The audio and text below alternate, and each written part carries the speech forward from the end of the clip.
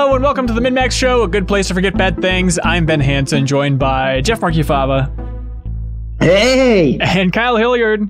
Whoa, hello. For now, at least, more people will be joining us in a little bit. But on this week's episode of the MinnMax Show podcast, we're talking about The Last of Us Part 2. Sony had their state of play. We're going to unpack the new gameplay we saw there without spoiling anything. I want to talk about Daniel Dwyer's new NoClip documentary on Arkane Studios. I don't know if you guys have had a chance to check that out, but I'm going to talk about that a little bit.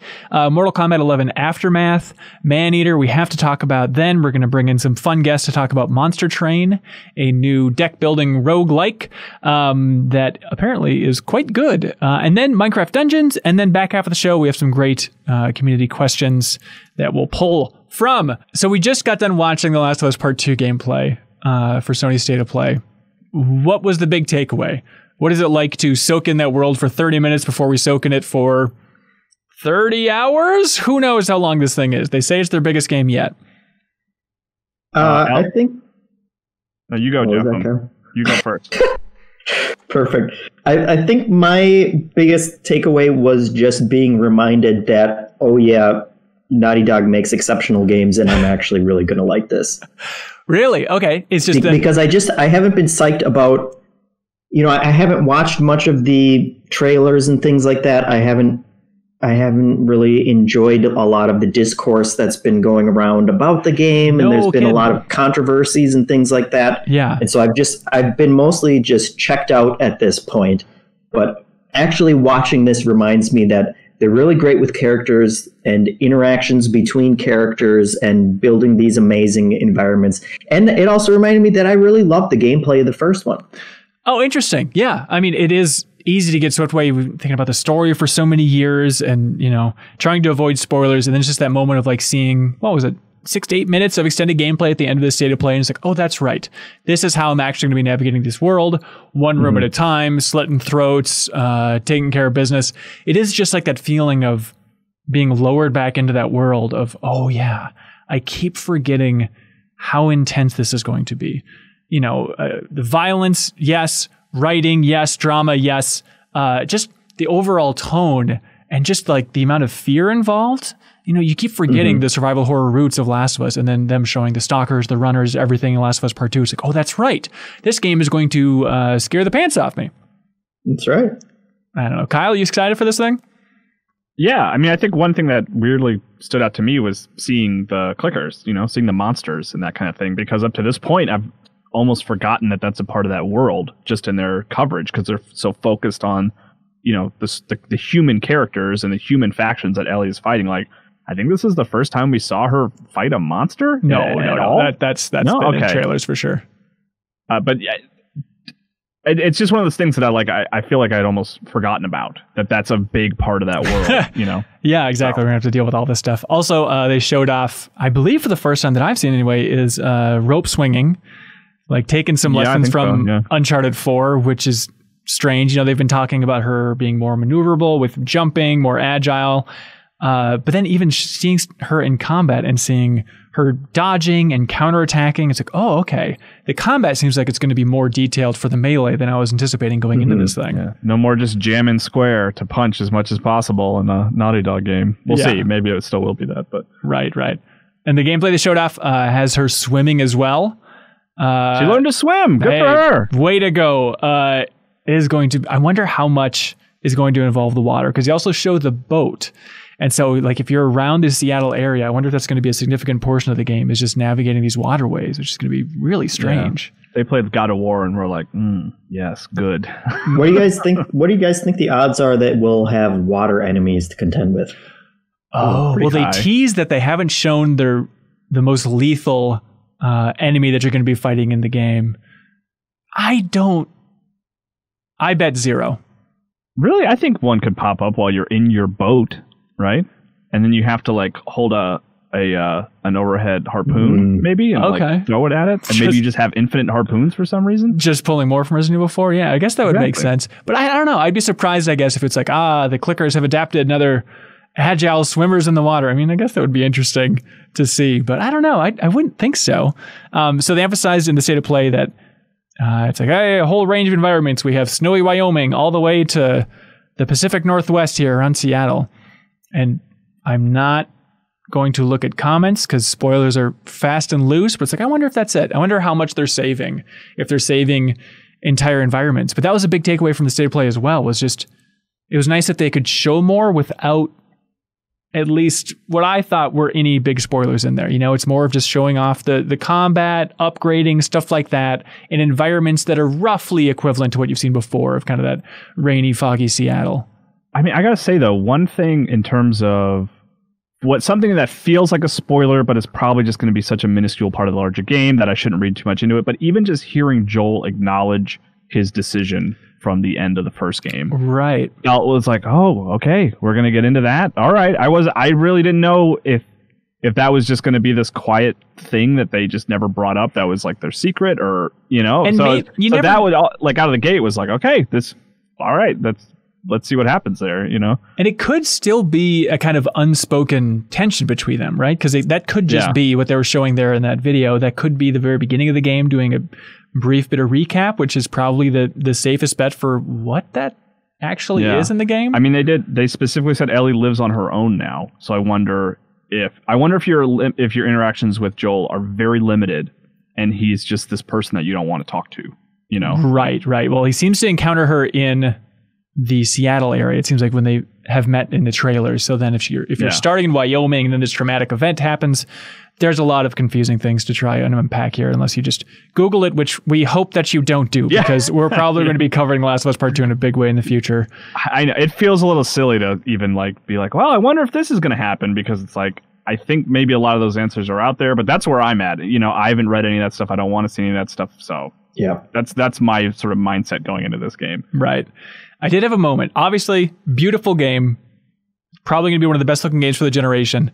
But it is that weird moment of we're at that point where seeing PlayStation 4 gameplay, even top tier, it's a little bit like, I think I'm a little ready for next gen. You start to see the rough edges, whereas, the first gameplay demo we saw for Last of Us Part 2, the first extended one from E3 a couple of years ago, I think it was just blowing your hair back. And this one was a little bit like, okay, after seeing that tech demo for PS5, the gameplay demo running from Unreal Engine 5, you start to see some of the cracks around the edge, but still unbelievably good looking game, and it's going to be super fun to cover. If you watched our reaction video live, you saw us freeze framing, going frame by frame throughout the video to try and figure out what game is that person playing on the PlayStation Vita. Yeah. Has the internet figured it out? Is that? Oh yeah, it turns out it's Hotline Miami. Oh. Okay. How'd they figure that out so fast? I think the music is the giveaway.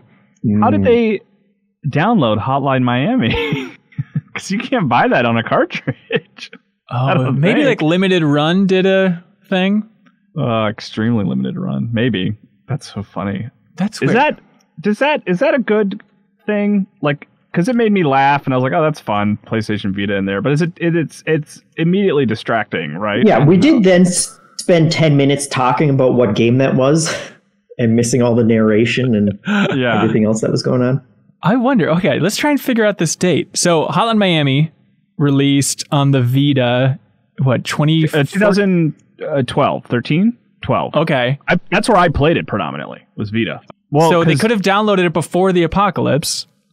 Yeah, so does it, because the opening of the original Last of Us, that was the last day of normal humanity, right?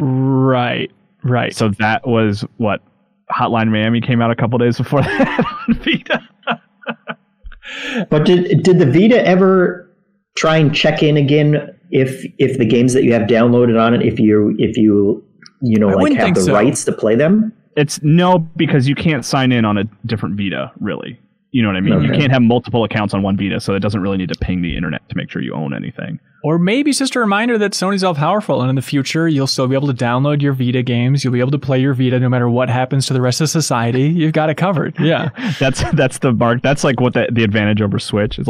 Switch is great, but in the future, if you need to play Hotline Miami without pinging a server to make sure you own it, Stick with Vita, baby. Here we go. Just make sure someone's not sneaking up behind you to stab you in the throat. Pull your earbuds out rudely. I don't know which is worse. There's a lot of gurgling in that video.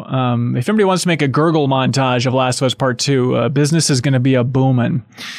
Hey, did you guys see that PlayStation 5 stuff is bubbling up once more? Seems like Jeff Grubb and then Jason Schreier, friend of the show over there at Bloomberg, is saying that it's a little bit up in the air, but there's a chance that Sony's going to have a big PlayStation 5 reveal next week on June 3rd. Isn't that amazing? Wednesday, I think. Right? Yeah. Like on the next podcast, the next episode of the MinnMax Show, we could be talking about PlayStation 5 lineup. Isn't that absurd? All the PS5 details. It's weird to me that you use the term amazing. I don't know. I feel like it's overdue. Like, I don't really, like, we know it seems like a fair bit about Xbox Series X. We know what it looks like. We know what some of the games are going to be on it. PlayStation 5 feels behind to me. I guess I had lowered my expectations just with that weird window of, with people, obviously E3 not happening, Microsoft was like, okay, we'll show our first party stuff in July. It seems like a lot of publishers are kind of taking advantage of that window and being like, yeah, July is going to be our month here. And so it's amazing that Sony is like, oh, we're going to go the week ahead. But you think about it like, they would have wanted to go a week ahead of E3 anyway, kind of like the Death Stranding stuff from last year, right? They wanted to kind of get ahead of it. And so if it's roughly sticking with that timeline, but it's weird to map out from the crater where E3 was supposed to be, where all these different things are landing. So it could be a very exciting week next week, and do you think we'll get ready for it? Do you think we'll get price? I don't think we'll get price. Good question. No. I think we'll see what it looks like. That's kind of my hope. Over software? We'll see what the physical... No, well, there will definitely be software. They said is that at least the Bloomberg story did. Yeah. But I don't know. I that's my prediction. Maybe is we'll see the physical hardware, but we won't get the price, and maybe we'll see a couple games. I could see it mirroring the PS4 reveal event where they show the controller, and then they show a couple of games and kind of tech demo-y stuff. And then save the reveal of the hardware until E3, which I guess is confusing, but they could save that if they want to keep that splash rolling for a little bit longer, I guess. But yeah, that's true. Wild times. Let's see. Kyle, you're a Silent Hill fan, right? Yeah. What was your gut reaction to the Dead by Daylight DLC, where they're adding Silent Hill stuff? My first reaction was like, oh, that's cool. That's fun. Like Dead by Daylight has a lot of cool DLC characters and stuff like that. A lot of horror movies. But it wasn't. I went and watched the trailer and then found myself getting weirdly excited because, and if I'm being totally honest, I don't know that I'll go play Dead by Daylight just to play this. Right. The thing that got me really excited about it was seeing Pyramid Head and Heather, or Cheryl, I guess she kind of goes by both, from Silent Hill 3, rendered with modern graphics. And an official trailer, and just this reminder that Silent Hill is a real thing, and then the soundtrack kicks in. Yeah, it's been so long since we've really seen any official Silent Hill stuff. I think the film was maybe the last true Silent Hill thing that released. God, was Homecoming after that? I don't think so. My timeline could be wrong, but I know it's been a while. Yeah, there was that Vita game that was barely counted because it was an overhead action game. Right, way forward. But stuff. it was to see the world turning into Silent Hill and hearing the siren blaring and Pyramid Head ripping up the floor with the sword and stuff. I was like, well, this is really exciting. I want more legitimate Silent Hill things, please. Yeah, instead of just, hey, Pyramid Head, he's in Bomberman, everybody. Isn't that what you want? Right, yeah. What? And you said Metal Gear Solid Survive. Yeah, he had a time thing. Okay, here's the Silent Hill timeline, Kyle. So, I was way off. I was thinking of Downpour, but Homecoming was 2008. The first film was 2006. So then Homecoming 2008, Shattered Memory 2009, Downpour 2012, Silent Hill HD Collection 2012, Silent Hill Book of Memories, which is when you're talking about from way forward there, that's 2012, and then the film sequel was also 2012. So 2012 was the Silent Hill year. That was year for underwhelming Silent Hill stuff. Right. And then I guess PT, if you want to throw that in there, right? Yeah. In 2014. But it'll be fun to put it in the poll, I guess, for Great Goatee Hunt to see if we can check out what that looks like. Do they have a timeline for that edition? I don't know. June? that what they said? I think they said June. Interesting. Could be wrong about that. Did you guys get a chance to watch that NoClip documentary on Arkane Studios? I did not, but I watched the first 5 minutes. But I just haven't had a chance yet. I want to. I want to learn about LMNO, and I want to learn about the Half-Life stuff. But so please, you watched it, I'm sure. So I did. Yeah, I was really blown away by the entire thing. I mean, NoClip has been just gangbusters, an amazing patron over there. Please check them out if you haven't. And I just loved seeing Danny O'Dwyer on Twitter be so proud of this thing. Because, he's cranked out so many great documentaries that they're solid and the community seems to love them, but it's that extra layer when he's breaking news. And, the Patreon's not about breaking news, but it just helps get so many more eyeballs on this thing. So you could just feel that weight of him being so happy, being a huge Half-Life fan in particular, of please world, appreciate how crazy this is that we get to see all of this footage for Ravenholm, which was the Half-Life game that Arkane Studios over there in Lyon, France was working on for a while. And I always thought that, because I've been to Arkane Austin twice and Lyon once, so I'm pretty familiar with their history overall. So there's a certain amount of okay, we're going to see the history of Arkane, got it. But I think there's so many new details here. And the amazing thing is the push for getting that footage from other publishers. The fact that people trust Danny O'Dwyer enough and NoClip as an organization enough, combined with Bethesda owning Arkane being cool enough to make the push for hey, in this history of Arkane Studios thing, we should actually reach out to Valve, see if we can reveal all this Ravenholm footage, or reach out to EA, see if we can reveal all this LMNO footage. I mean, there's so many of those hurdles where, while at Game Informer visiting Arkane, we would ask, I'd ask so many times, hey, do you have a build of The Crossing running somewhere here? That crazy Source Engine game that's all about cross-player, a fusion of single-player and multiplayer? And he'd be yeah, we got a build, but no way you're going to be able to see it. No way we can show that. And so just the idea of this going that extra layer and people being you know what? It helps a little bit that they're not there to highlight a certain game. It's not like NoClip's hey, this is all about promoting Deathloop. You know what I mean? In terms of the focus, and instead just saying we're here about highlighting and celebrating the entire history of the studio. And then at that point, Bethesda PR is apparently cool enough to help, as Danny put it on Twitter, to try and reach out to these other studios and get EA in particular to release that LMNO footage from the Spielberg project is just mind-boggling. Because back at 1UP, I remember Matt Leone had an article that kind of outlined what was going on, and there had some of that test footage in there. But in this documentary, then, you get to see the super rough early gameplay of showing off this truck stop level that Arkane had built. Where you're escorting this alien, trying to get her from one side of the country to the other. But it was really, really fun to see, because you get to see them attempting melee combat, because Spielberg said that there couldn't be guns in the game. A lot of stuff like that. But it was incredible, and just a huge accomplishment from that team over there, that they're able to crack open the seal on a little bit more of the game industry and reveal these projects. The Half-Life stuff, Kyle, there's so much more there than you would think. You think a couple glimpses would do it justice, but Danny knows what he's doing, and he cuts to black, has the classic Half-Life intro, and then just shows the beginning of the Ravenholm game, which was, they say, roughly about a year away from finishing, but it is more together than you'd think. And then they show just an extended gameplay chunk of this scrapped Half-Life game, which I thought was a separate project from the one that Warren Spector had talked about back when we launched the video version of the Game Informer show, and Tim Turry and I kind of rebooted it, and we talked to Warren Spector, and he shed some details on the Half-Life project that he was working on at Junction Point, which is all about a magnet gun, or centered around this concept of a magnet gun. And that was, we kind of all assumed that was episode 3.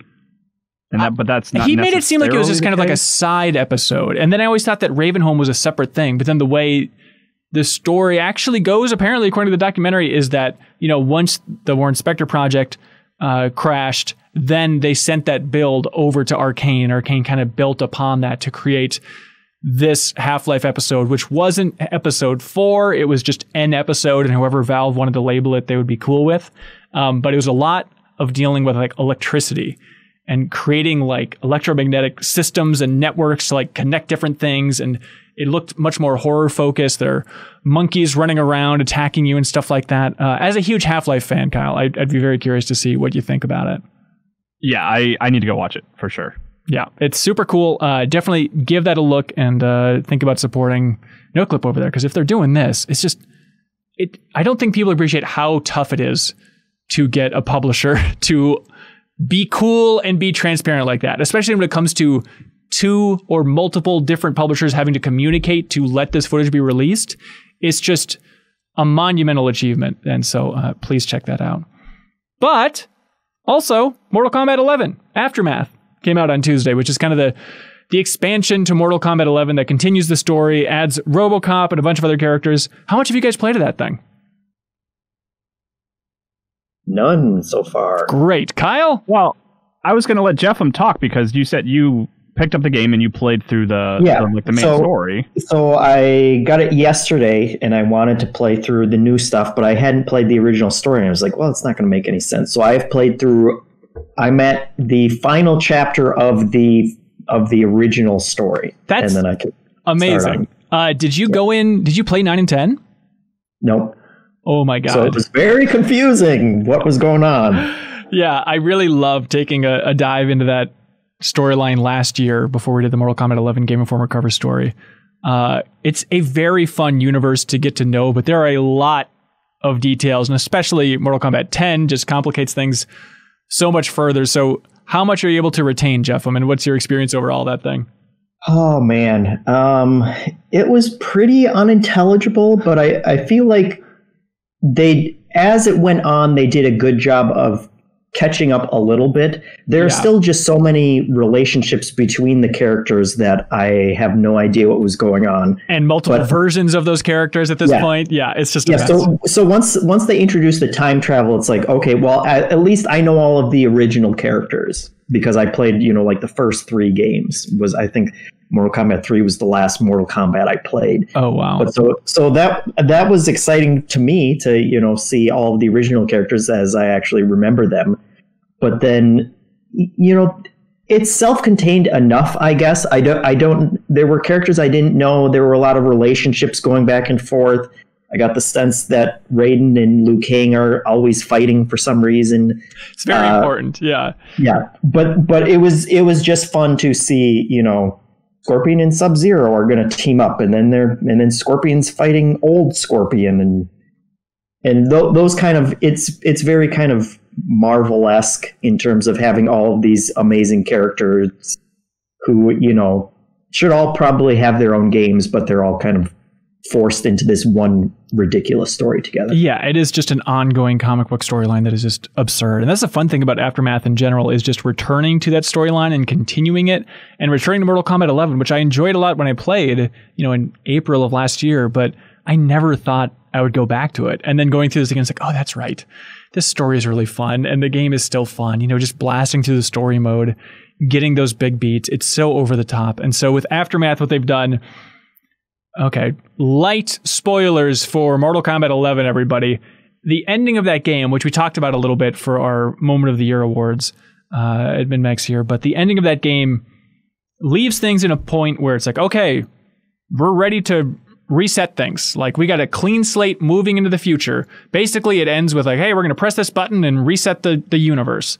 And so then the idea with Aftermath is Shang Tsung shows up and he's like, hey, don't reset that. Turns out you don't have all the ingredients that you need. It's all about the crown. Kronika's crown. That's the secret the whole time. And now you the MacGuffin. It's been a while since I played through that storyline. Jeff, do you remember, do they talk about Kronika's crown at any point in 11's storyline? There has been a crown that they had to get, but is that a different crown? No, I think that is the crown then. Okay. Yeah, that is. Well, there was a crown like on Shang Tsung's island or something. Yes. Okay. I forgot how big of a factor it was then. So it turns out they need that crown to make everything right and actually reset things in a good way. And so it's all just an excuse to like, okay, we're at the end of this timeline. You can't tell any more Mortal Kombat story, for the love of Christ. Let NetherRealm make something new. And then they're like, I don't know. Send us back in time to somewhere in Mortal Kombat 11 storyline, and now it's a different path, and you can tell any story that you want, and it doesn't really matter because everything's getting reset anyway. So it's a cool framing for things. But Kyle, what do you think of this thing so far? Well, I had this weird. So I've not played very much. I didn't play when it first came out. I played through all the tutorials, not all the tutorials, but like the first handful of like basic tutorials to get combos, and stuff like that. And I was getting the hang of it. And I was like, okay, I see why this is satisfying. And I played through the first like couple cutscenes. But I had this moment like right before I started playing where I was like, oh, okay, I'm sitting down to play a Mortal Kombat game. And I've played plenty of Mortal Kombat through my life, just at friends' houses, just like someone has a Mortal Kombat and I hit the buttons a little bit. But I was like, I think the last time that I sat down to play a Mortal Kombat game on my own was a copy of the Mortal Kombat Game Boy game that I found in a beach house my family had rented. Oh, no. It was just like, it was like on a table, and I remember playing through it. And that was the last time I really played Mortal Kombat. Perfect. So I just like, I liked it more than I thought I would. I mean, they know how to do it's a satisfying story combat game, and the gore stuff is like ridiculous. Like the first fight where it's like you're getting a promotion, it's like, all right, you have to beat up your commander. And there's a moment where like I shoved a knife through her heart, right. And then like the fight's over and we're just like shaking hands, like congratulations. Like it's this weird thing that I've just like never been able to get over with Mortal Kombat, where I'm like, isn't everyone dead at this point? And what's happening here? And the frustrating part is that you can't perform the fatalities in the story mode. I went through like 3 or 4 matches and was like, why am I not getting the opportunity? Because you go through so many characters. I thought that would be a cool way to be able to see a bunch of different fatalities.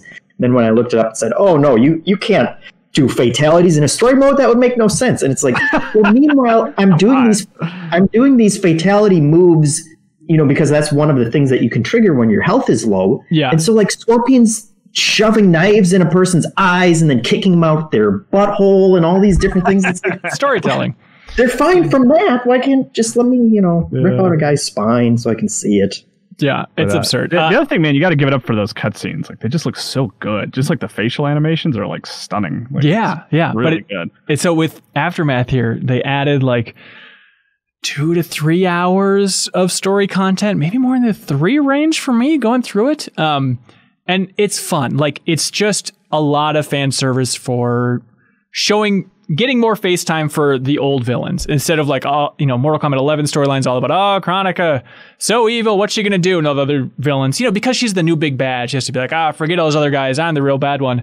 And now in this alternate timeline, all the villains can team up and try to take her down. And it's my favorite thing in fiction, Kyle. It's where the good guys give the bad guys a shot. Like, all right, as long as we're on the same team here, we're going to team up, but don't be evil. And then it's just that ticking clock of how long it takes. And I love it when it's like an immediate pivot, like Frieza and Dragon Ball Super. Like, that's my favorite thing. And who can say how long it lasts in Mortal Kombat 11 Aftermath? Maybe they're good the whole time. I mean, does it end in like a satisfying finale kind of way? Like, all right, the road is clear for 12, or is it still kind of floating? It ends... Yeah, without spoiling anything, it ends in roughly the same spot that 11 ends, which is we can do anything and nothing really matters or really changes overall. But it's still fun to see. Like, Shiva is a surprisingly strong character I didn't expect. Just storytelling wise, like the empathy from Shiva was bizarre. Fujin, who's Raiden's brother, I had never experienced him. He's from Mortal Kombat 4, I think. But he's like the god of wind. It's like, oh, this guy's going to be badass. I love playing as Raiden. And then he's just got like a crossbow. Like he can make a little tornado where he can shoot up. He's not nearly as cool as I was expecting, but a lot of the other characters are super fun. And I'm glad they added so many folks in here and stuff. And they do something like the guest characters, like RoboCop, stuff like that. By the way, it's one of those things where you forget how many characters they've added till you boot up that screen. It's like, oh, that's right, the Joker can fight the Terminator in this game, or Spawn versus RoboCop. Like, it's just so absurd, and obviously not a factor in the story. But they find a way to have some characters pop in, and it is so jarring and confusing. All right. But it's a fun experience overall. I'm really happy that they released it, and hopefully WB can be happy with the profits they made off Mortal Kombat and now let that team make something new. Because visiting that studio last year, we filmed like a fun rapid fire interview with Ed Boon. I was amazed just how open that team was about just like, we are so ready to create something new. We're so ready to leave Mortal Kombat behind. I think we asked Ed Boon in that rapid fire interview, like scale of 1 to 10, how ready are you for the team to create new IP and leave Mortal Kombat behind? And he said 9.6. So it's just like, they're so ready to go, and they're clearly a talented team. So hopefully they can, So no Injustice 3. Well, I guess we'll see. I don't know. Who knows? I remember in that trip in the rapid fire, Ed Boon did say that he had discussions with Marvel, and so if that Injustice 3 is like a DC versus Marvel thing, that would be incredible. But who knows? That'd be cool. Yeah. Kyle, we talked a little bit about it last week, but they added Panel de Pawn to the Super Nintendo library on the Switch. Have you checked that out yet? I did. It's funny that you bring that up because we didn't discuss it before the podcast. But yeah, I played it a little bit. I had never played that game in any of its iterations as far as I can remember. And it's like Tetris Attack or Pokemon Puzzle League. Yeah. I mean, I played it like one good session, I guess you could say, which is like if you're doing well. I don't know. I probably played it for like 8 to 10 minutes or something like that. And I liked it. Like, it's cool. And it felt good on this, like, the Super Nintendo. You know what I mean? Playing on the Switch. You should play multiplayer. Because I was just planning on booting it up for a little bit. And then I ended up playing competitive matches for quite a while. And I had such a good time with that game. Like, I guess I'd always overlooked Pokemon Puzzle League. I know, like, Dan Reichert was into it for a while. But I absolutely love it. It seems like a great addition to that library, and one that I could see a lot of people overlooking because like Panel de Pawn, some Japanese thing. I don't know what that is, but give it a whirl if you like, Tetris style games and competitive puzzle games like that. I mean, there's a lot of fair criticism to be levied against Nintendo and how they're handling the Super Nintendo games. Yeah. Like there's a lot of really good things that are missing and don't seem like they're on the docket to appear. But I mean, I do pay them at least somewhat of a compliment in saying that like they are putting games on there that like I don't really have a lot of experience with, that it's fun to kind of like get like this, like Panel de Pawn, and there was like Twin Bee and stuff like that. And I like that Twin Bee game. I didn't expect to enjoy that as much as like it's like things like that where it's like I wouldn't have been clamoring for this, but now I got to check it out a little bit, and it's like this weird historical artifact that I got to take a look at. So like I like that kind of stuff. Like I want a mix of both. I want Donkey Kong Country on there, but then I also want like Panel de Pawn on there too. Like that kind of, that's what the middle ground that I want. Yeah, absolutely. Hey, wait a minute. You guys hear that? Hey, look at this. Ana Diaz. Hi. Welcome back to the MinnMax Show. What was the last episode you were on? It was to talk about Persona 5 Royal, which we were just talking about. So. Off air. Yeah, that is confusing. And how's that going for you? It's going well. Day by day. I was just telling Kyle, it's all or nothing with that. So either it's the only thing I'm playing or I'm not playing it. Oh, and it's still soothing. It's still satisfying to being that routine. Yeah. Nice. I love going to the arcade and just like planning outings with my friends, which I absolutely can't do right now. So yeah, no arcades are open. Also joined by Grant. Hey, how's it going? Real good. Good to see your face and hear your voice. Grant is an old friend.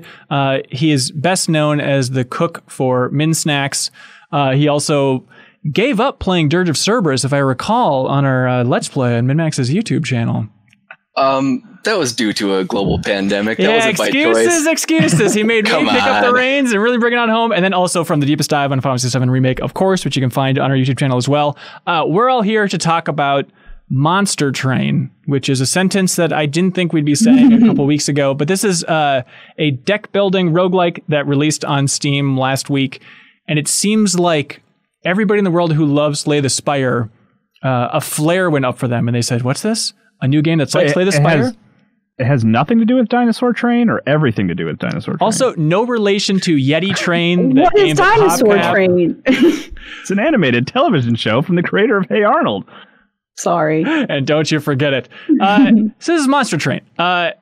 Grant, you might be the biggest Slay the Spire fan that I know. Either myself or Rory, a friend of the show. Yeah, he installed the door here in the MinnMax studio. And so were you skeptical about a new game that seems to be pulling a lot from Slay the Spire?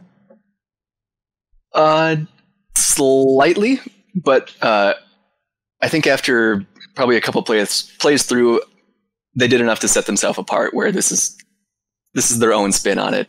Yeah. So is it too much to say, oh, if you like Slay the Spire, you'll like Monster Train, or is that a fair assessment? No, I think you can make that. Okay. That's a super fair. If no one takes anything else away from this conversation, it is, if you like Slay the Spire, just go play Monster Train right now. No hesitation. Yes. Anna, have you played much of Monster Train? I played Monster Train yesterday. Yeah. Okay. Did you have any thoughts on it? Yeah. I mean, okay. So as someone who's not super into deck building games, I thought it was a really accessible entry point for that, and I was really impressed with like how like polished from like start to finish the experience is, and like just so easy to jump into. Like as someone, like I think if you had never played a deck building game before, you could just go play Monster Train and have a wonderful time. Yeah, the presentation is so much better. I know the Slay the Spire is brilliant. Everybody loves it. Everybody's raving about it. When I tried it out, it was just one of those things of like, that art. I don't know about that art. And I think the presentation here is so much better. It's from Shiny Shoe, which is a small developer. They worked on like Full Throttle Remastered and stuff like that before. But Jeffem, what do you think about this thing? Yeah, I'm enjoying it a lot too. And I along the same lines as that, I think a lot of people are scared off by the concept of roguelikes, and they really don't like that. But I think this is also one of the most accessible, where a lot of roguelikes and deck building roguelikes, it feels like you're going until you're just trying to see how long you can go until you lose. Like you can win Slay the Spire, but it is a real feat in order to finally get that done. And with Monster Train, I won like my second run. Really? Like it's not, and it's really condensed. You only fight like 8 or 9 battles in an entire run, and then you're done. And so it really condenses the deck building aspect of it, and then it has really unique mechanics for the actual combat and stuff. Weird. Yeah. I don't consider myself to be like super into deck building games, and I got through like 2/3 of a run my second try as well. So it's just like really easy to pick up. Yeah. Grant, I know you're hesitant because it's not on Switch. It's just on Steam right now. But how's it going for you? I think I've played around 7 or 8 runs now. And I think it took me until my 5th one to win a run. But I've since, I think, won 4 times now. Huh. And like what Jeffem was saying, finishing the heart in Slay the Spire, which is like the official end boss, it's kind of like a hidden end boss, that was a grind and a half. Like that took me probably close to 100 hours before I beat the heart. Really? Wow. And to beat it with all 3 of the original characters, I think I've put 260 hours into Slay the Spire. Jesus Christ. Yep. That was brutal. And so this one, quicker, easier, as complex, or like, is there any downside to speeding things up and making it easier like this? I think less people will bounce off it, which will be a benefit to the game. The complexity comes in with the amount of factions and being able to use 2 different factions with each run. It adds for a lot of creativity with how you build your deck. So there's certainly more than one way to success with this, which is really fun. Yeah. It's such a weird path to think of like Hearthstone, and people were so pissed when Hearthstone was launched, and now just like the evolution of some of those ingredients to now, the Slay the Spire type games, and now Monster Train can still pull from that ancestry of Hearthstone just to make something accessible. And it's like, if you don't mind building a deck, optimizing your run here, it seems tailor-made for just a weird era of RPGs now. Yeah, and it's a lot more friendly than a collectible card game like Hearthstone, because you don't have to just sit down with a bunch of cards from the beginning and say, okay, well, which 25 or 30 do I want and are going to work well together. Right. Like you're going from, one fight to the next, and it's like, okay, well, here's 3 cards. Just choose one of them which you want to add to your deck. And so it's a series of little decisions as you're going on, and so you don't have to worry about a grand strategy, from step 1 before you go into a run. Yeah. I didn't find myself dwelling on any of the choices for too long, which was actually kind of nice. Like I didn't have to sit down and strategize for 30 minutes. It's like, okay, you get this card or this card, and then, you know, you pick and then keep going. Yeah, that is so nice. Grant, is there a universe where this is better than Slay the Spire in your mind? Oh, gosh. I'm really enjoying myself right now. But Slay the Spire holds a pretty special place with me right now. Yeah. Check back with me in maybe like a month. Okay. Or like in a year when the game comes out on Switch and everybody remembers like, oh yeah, Monster Train. Monster Train is secretly one of the best games of 2020. But we should mention the one thing that makes Monster Train different is that you kind of have 3 different vertical levels in your train, which makes that's not how trains actually work. but they kind of correspond to 3 different playing fields, and then you have your stone at the top, which you're trying to defend. And so when enemies come in, they come in on the lowest one, and so you're having a battle like Slay the Spire at that first one. But after one turn, if any enemies are alive, they'll go up to the next one. And so that's how they kind of condense longer fights into just one, where you're going against like 5 or 6 waves of enemies all at one time, and then you're fighting a boss at the end of it. And so one of those matches in Slay the Spire would actually take quite a while. I'm not sure how long you would estimate, Grant, but maybe like just like one of the worlds in Slay the Spire would probably take like half an hour, maybe. Sure. There's 3 levels to the Spire before the heart, and yeah, each one, the first level would probably take 15 minutes, and then 20, and then 30 as they got progressively harder. Yeah, and so they're really compacting that down, and you're fighting a lot more enemies. It's just that they're kind of going from one level to the next, and so you're having, and that's what also adds depth to it, is that you're having to figure out or decide which level you want to put different units at to try and slow them down and chip away and make sure that nothing gets to that top level. And so I've enjoyed that kind of twist on the formula as well. Yeah, that's cool. Well, hey, Monster Train, if that's your cup of tea. Kyle, any universe where you play this? After this segment, yeah. I mean, you guys are talking about how it's like good for someone who doesn't even really like deck building. That's me. Well, hey, perfect. But you're on like a train to hell or something, right? Isn't that sort of the premise? No, yeah, it's your hell train. Yeah. Yeah. And you are like demons. Restoring the inferno, because it's like everything's frozen over, and so you're like slowly bringing, I guess, light to the land. Yeah, okay. Instead of slaying the Spire, you're now carrying the pyre. Yeah. That makes sense. Completely different game. But yeah, I mean, I joked with you about it, Hanson. Like, just the game's description on Steam is like deck building. It's like, well, that's an X for me. Roguelike, nope, I'm out. But you guys have pitched in such a way where I'd like to at least try it. You should see if it sticks. I think the mechanic that I really enjoy is that it will show you which of your units are going to die or how much damage they're going to take, and also if you have lethal damage to the enemy or boss that you're fighting. It kind of takes a lot of the math out that you'd have to crunch numbers doing Slay the Spire, and it just puts it out there for you.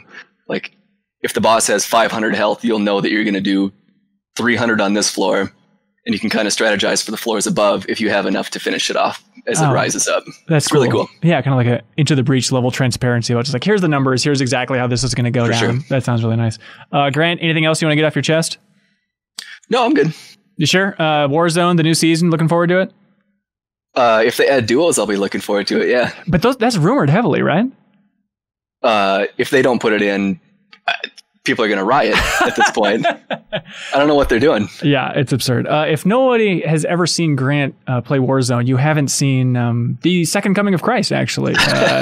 The grace of this man in that game. It is unbelievable. Please stream that at some point, Grant.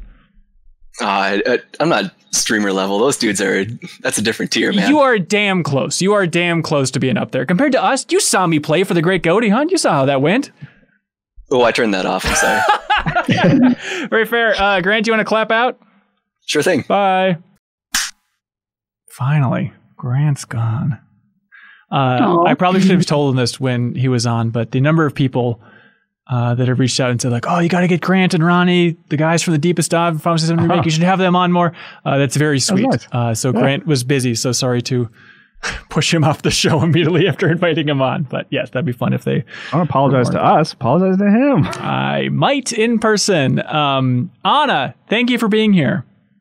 Thanks for having me. Yeah, we just released the Deepest Dive follow-up for Animal Crossing New Horizons yesterday. You can find that. Yeah, find it on YouTube, or you can find it in the Patreon exclusive podcast feed. That was fun to reunite with everybody.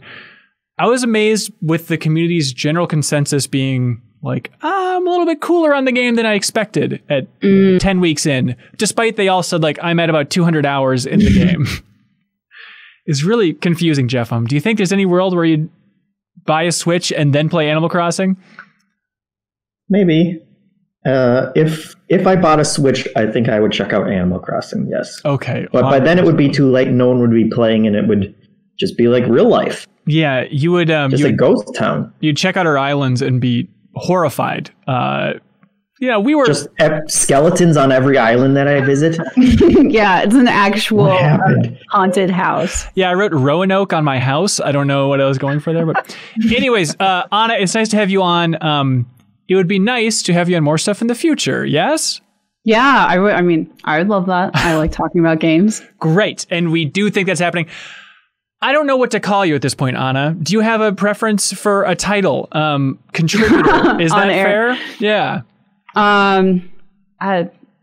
Co-host, associate person. I don't know. I feel like that's a common entry level title. Yeah, associate, I guess so. Producer or co-host. I don't know. What are your titles for MinnMax? Oh, producer. You started a company. Can you give me a funny one? Cohort. It can be like a startup where the titles tell you absolutely nothing about what the first. How about bagel technician, because we love our Seinfeld references.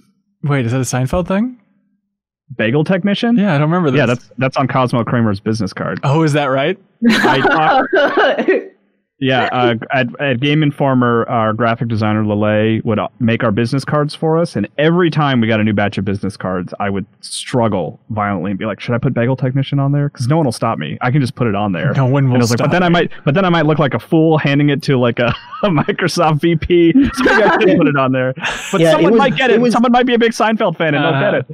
It was much better that you went with senior associate, Kyle. That's right. Yeah, true story. I still got a couple of those somewhere. Typo in there for years. Anyways, the point is, Anna, you're now a part of MinnMax, however official we can make that, and so you're welcome back on as much stuff as you would like to be on, and maybe even create your own stuff in the future. Yeah, maybe. Wink, wink. That would be fun. Kyle and Jeff, will you applaud for her, please?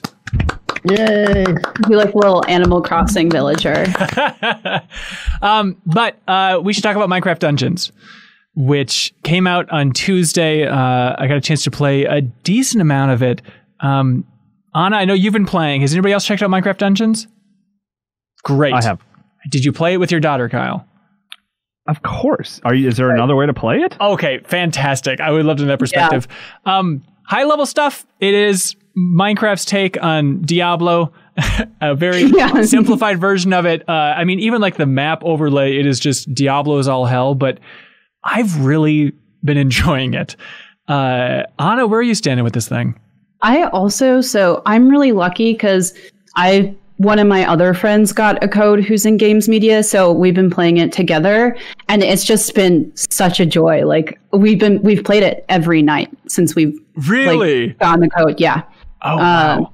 So not for super long, but again, I really like it, and we can get into details later as to why that's the case. But yeah, it feels like it's one of those games where I'm playing it and I'm wrestling with myself about why am I enjoying this so much? It's pretty simple. They have enough layers in there where it's like a notch above like a Gauntlet Legends, it's not that simple. And then I keep thinking about I don't know how great of a game this is, but at the same time, I've played plenty of Diablo clones that I bounce off of. There is good design in just kind of the streamlining and purity and simpleness of it that wants to keep you going along a path. Even though then you zoom out, it's you can't really interact with too many of these environments, which is bizarre for a Minecraft game, and frustrations with the loot, I totally get. Kyle, where are you at with this thing? I like it way more than I thought I would. Oh, really? I really don't like Diablo. in general. Like I don't like loot. I don't like sifting through loot. I don't like, it's just, I don't find it fun. Jeffem's smiling because it's like his favorite thing, I'm sure. Even Borderlands, like I don't like loot. I don't like having to stop the action. Just go through the menus. Like I remember Darksiders 2, I think is actively like worse as a result because like to stop solving a puzzle to like, it's like, I don't know, do these numbers are bigger on these boots. But all of that being said, like I think it is simplified in such a way where it's very streamlined. You don't spend a lot of time in there, and it has been awesome playing with my kid who loves Minecraft because like everything that's on screen, she knows what it is and gets excited about it and tells me what it is. And like, oh, and this is in the normal game. Oh, because I saw like the little zombies, which I had never seen before. Right. Mm-hmm. And I was like, oh, hey, look, there's weird little zombies. And before my daughter was like off on another screen, she couldn't see them yet. And she was like, oh, look out for them. Those are a lot faster. And she was totally right. Like they're totally faster. So like that's been really fun is like playing with her as the Minecraft expert, learning about Minecraft. And then she also did this thing where there's the boxes that you can find that give you stuff, usually gems, and they just say smash on them.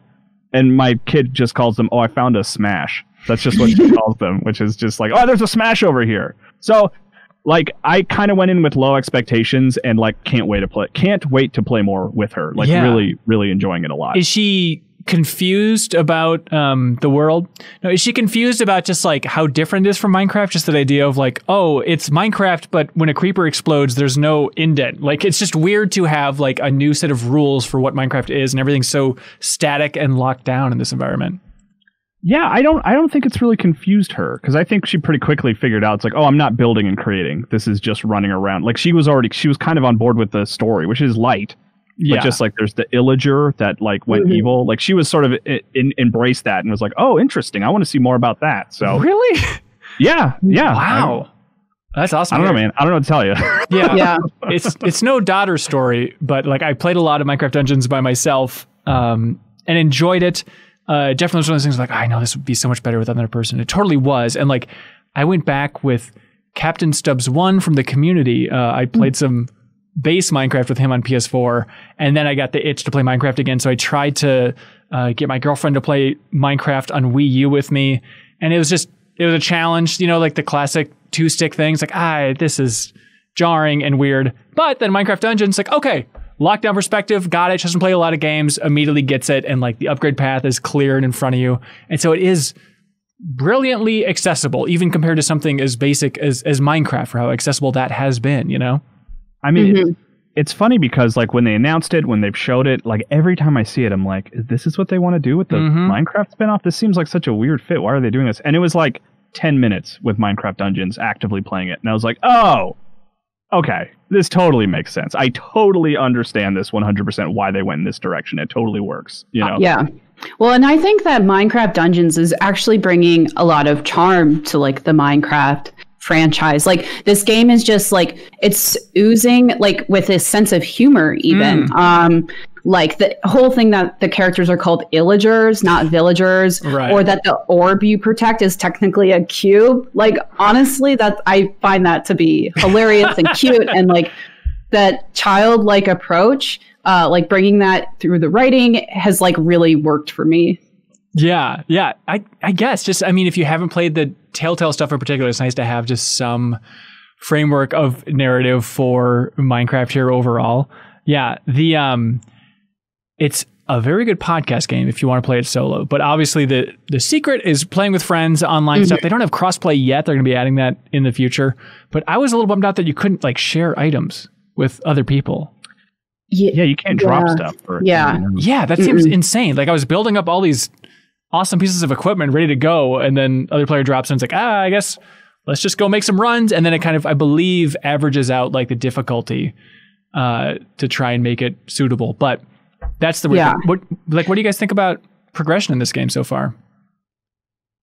So it's mainly like to your weapons, right? You can upgrade each of the weapons individually. And then when you get rid of those weapons that you upgraded, you get those upgrade points back. When you salvage it. Yeah. So it's pretty flexible. Which is nice. Yeah, it's very flexible. I like the flexibility. I do wish there was like a baseline, like, Yeah, and maybe it's there and it's invisible, but like you hit harder, baseline, regardless of what your equipment is. I don't know if that's the case. Well, you have a level. You have a general level. So I'm not quite sure. I imagine that influences how much your baseline does as far as healing and attacking goes. But I don't know like how important that is when compared to upgrading weapons. Maybe that just dictates what loot is dropping your level. Yeah. I don't know. Yeah. So it's cool. I was a little bummed initially because I thought like it's like, well, I'm gonna upgrade this like level 2 sword. I'm gonna get rid of this in like 20 minutes, if even that. So it was nice to learn that it's like, oh, you get all those upgrade points and you can respread them. So that was nice. I appreciated that. I'm curious with looting. So because I played online, and the game like automatically makes you share. So each person can open a chest. So you technically can open a chest twice. Is that the same for local? Oh, interesting. No, so the chest just opens the one time, but then it divvies up the loot where it's like, okay, this is this player's loot and this is this player's loot, and you can't pick up the other person's. Whereas imagine online, it doesn't even show the other person's. It doesn't even show. Okay. And so there was some confusion when we were playing. We're like, oh, like I'd be like, hey, you want to grab that armor? I have that already. And my friend would be like, wait, what are you talking about? I don't see that. So we figured out, it was showing us different stuff on screen. And so that was a little confusing. But I think it's funny that they have little mechanics like that, because I just imagine like little kids playing and they can't share. And so they're like, okay, this person's loot, no one's going to fight. Please don't attack each other. Yeah. And like, I'm curious to see like how much variety there is moving into the future, because like I'm pretty happy with my cool build now of just poisoning everybody around me and lightning bolts coming down every time I swing my sword and stuff like that. But I don't know how much flexibility there is moving into the future. Like having the gadgets and different things, like, okay, fishing pole to like pull people towards you and stuff like that. Even, I can summon a llama and I can summon a wolf with me. So it becomes some weird beast master in Minecraft, which is a weird concept in this Diablo but, like how much have you played on? Have you gotten close to finishing it? Cause I guess it's not too long. Yeah, it's not. I mean, so we only play honestly, we do one level a day, and it was just a nice little nightly ritual. So I think we're probably 2/3 of the way through. Okay. And campaign wise, it feels a little small, and I don't know. There's that island that's sort of, I think, might become DLC in the future. Oh, okay. I'm not sure. Or there's the two versions. There's the $20 regular dungeons, and then there's the $30 dungeons heroes or something. So maybe that'll open up and they'll build out more. Yeah. Yeah. So I don't know what the difference between those two are either. Gotcha. Yeah, I was surprised looking at the price tag for this thing. They're selling it for $20, especially Minecraft on Switch is still $30.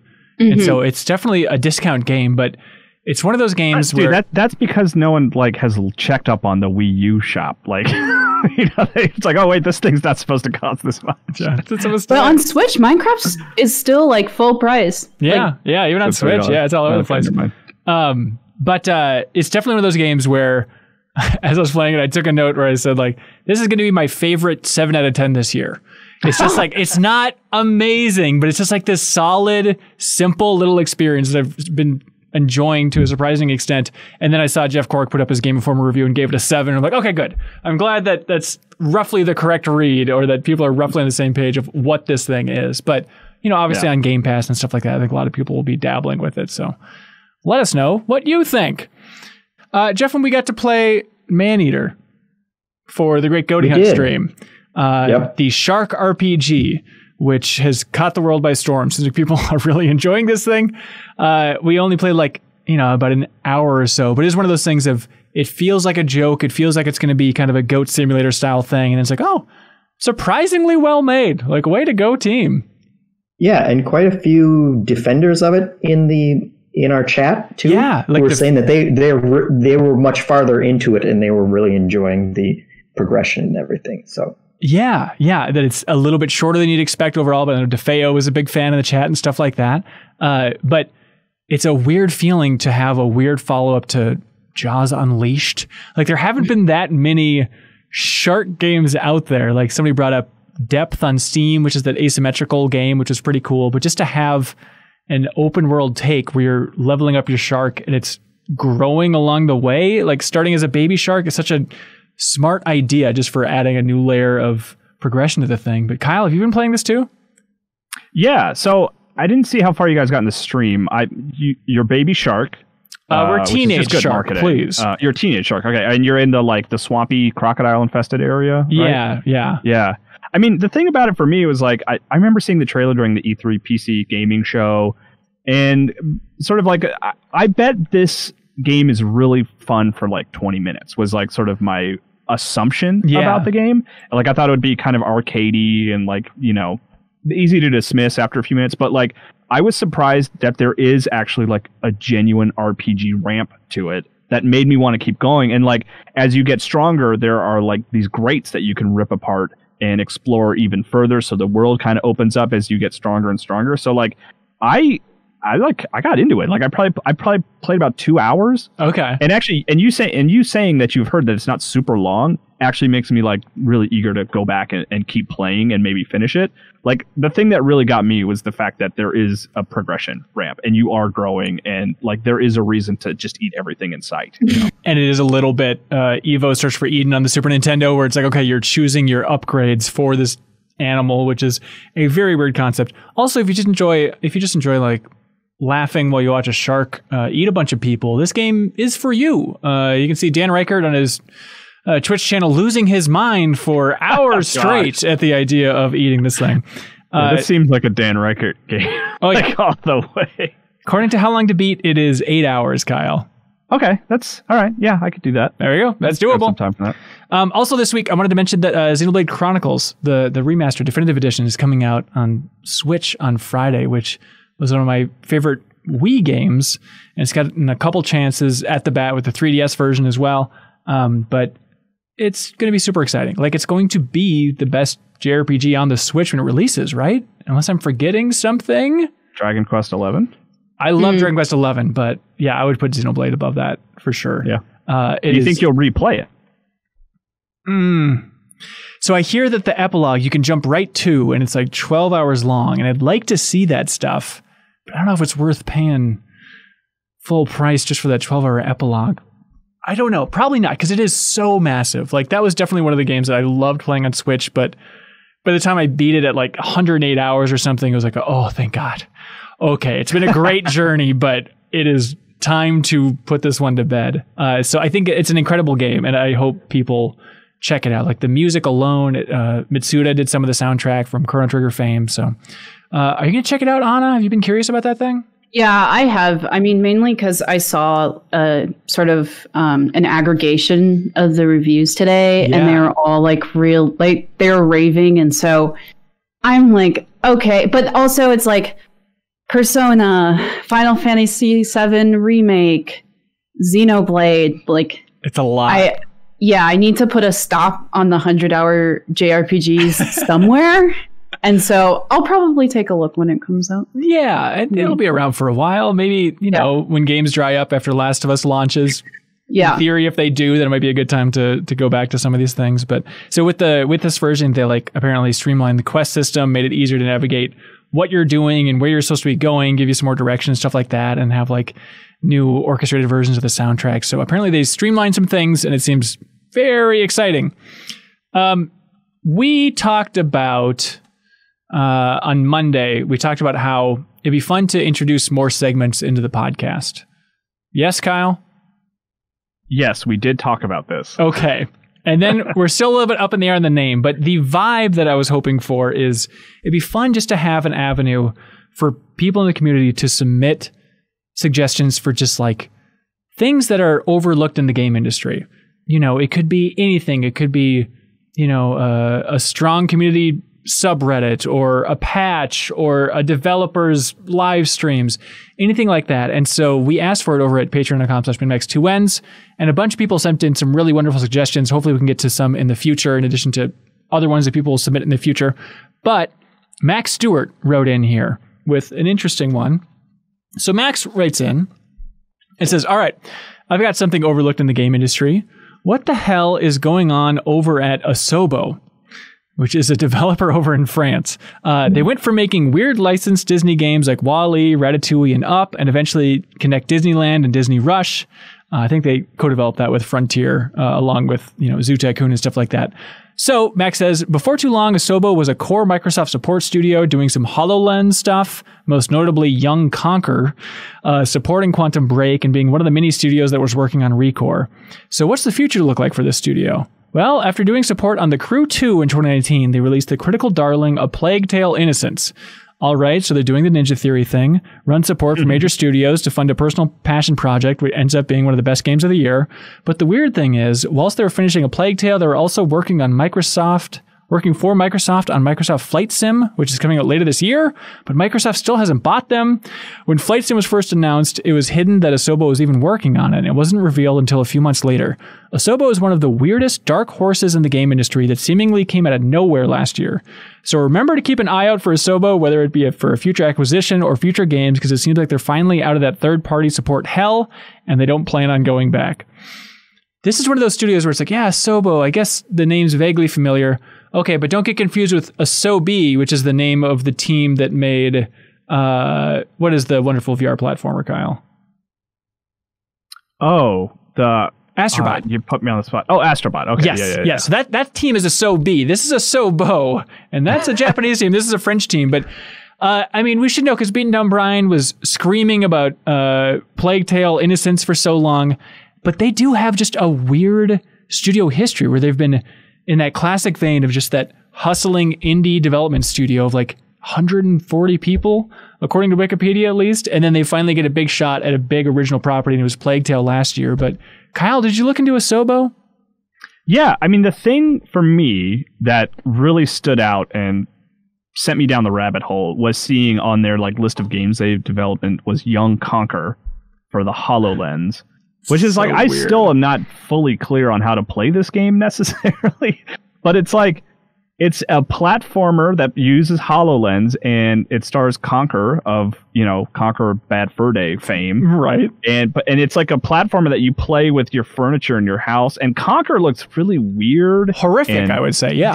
Yeah, I was trying to be polite, but he looks awful. He looks really bad, and there's at least one pretty high production value short documentary online about making this game and how controlling Conquer in your living room feels, and it is so weird. It's so strange that they put some resources into this thing, And I don't even know how to play it today. I guess I have to get a HoloLens. Can you even buy HoloLens? Or is there the Windows mixed reality thing? Can you play it? I have no idea, but it is just a good example of oh yeah, they brought Conquer into AR. Not to be confused with the time that Microsoft revived Conquer for the Project Spark weird inclusion. He's like Star Fox, man. They just don't know what to do with him. They're I guess people they need more mascots, I think, is the underlying problem here. I mean, we need something. Get Conquer again.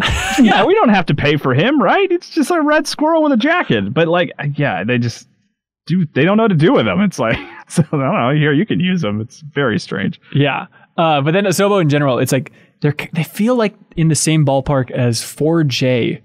In 4J, I think they're Scottish, and they worked on Perfect Dark for 360. They're lead developers on that. And then they've just been in this Minecraft support role, all of the ports to different consoles. That's always 4J. So these weird studios that are floating around supporting Microsoft without being owned by Microsoft. But I like Max's take that if Microsoft wanted to bring another studio on board, I mean, that seems like a pretty safe bet. And I wouldn't be surprised if Asobo becomes a more household name in the future, which is bizarre. Who's the World War Z developer? I always forget their name. But I feel like it would be kind of a similar story to that. Certain Affinity?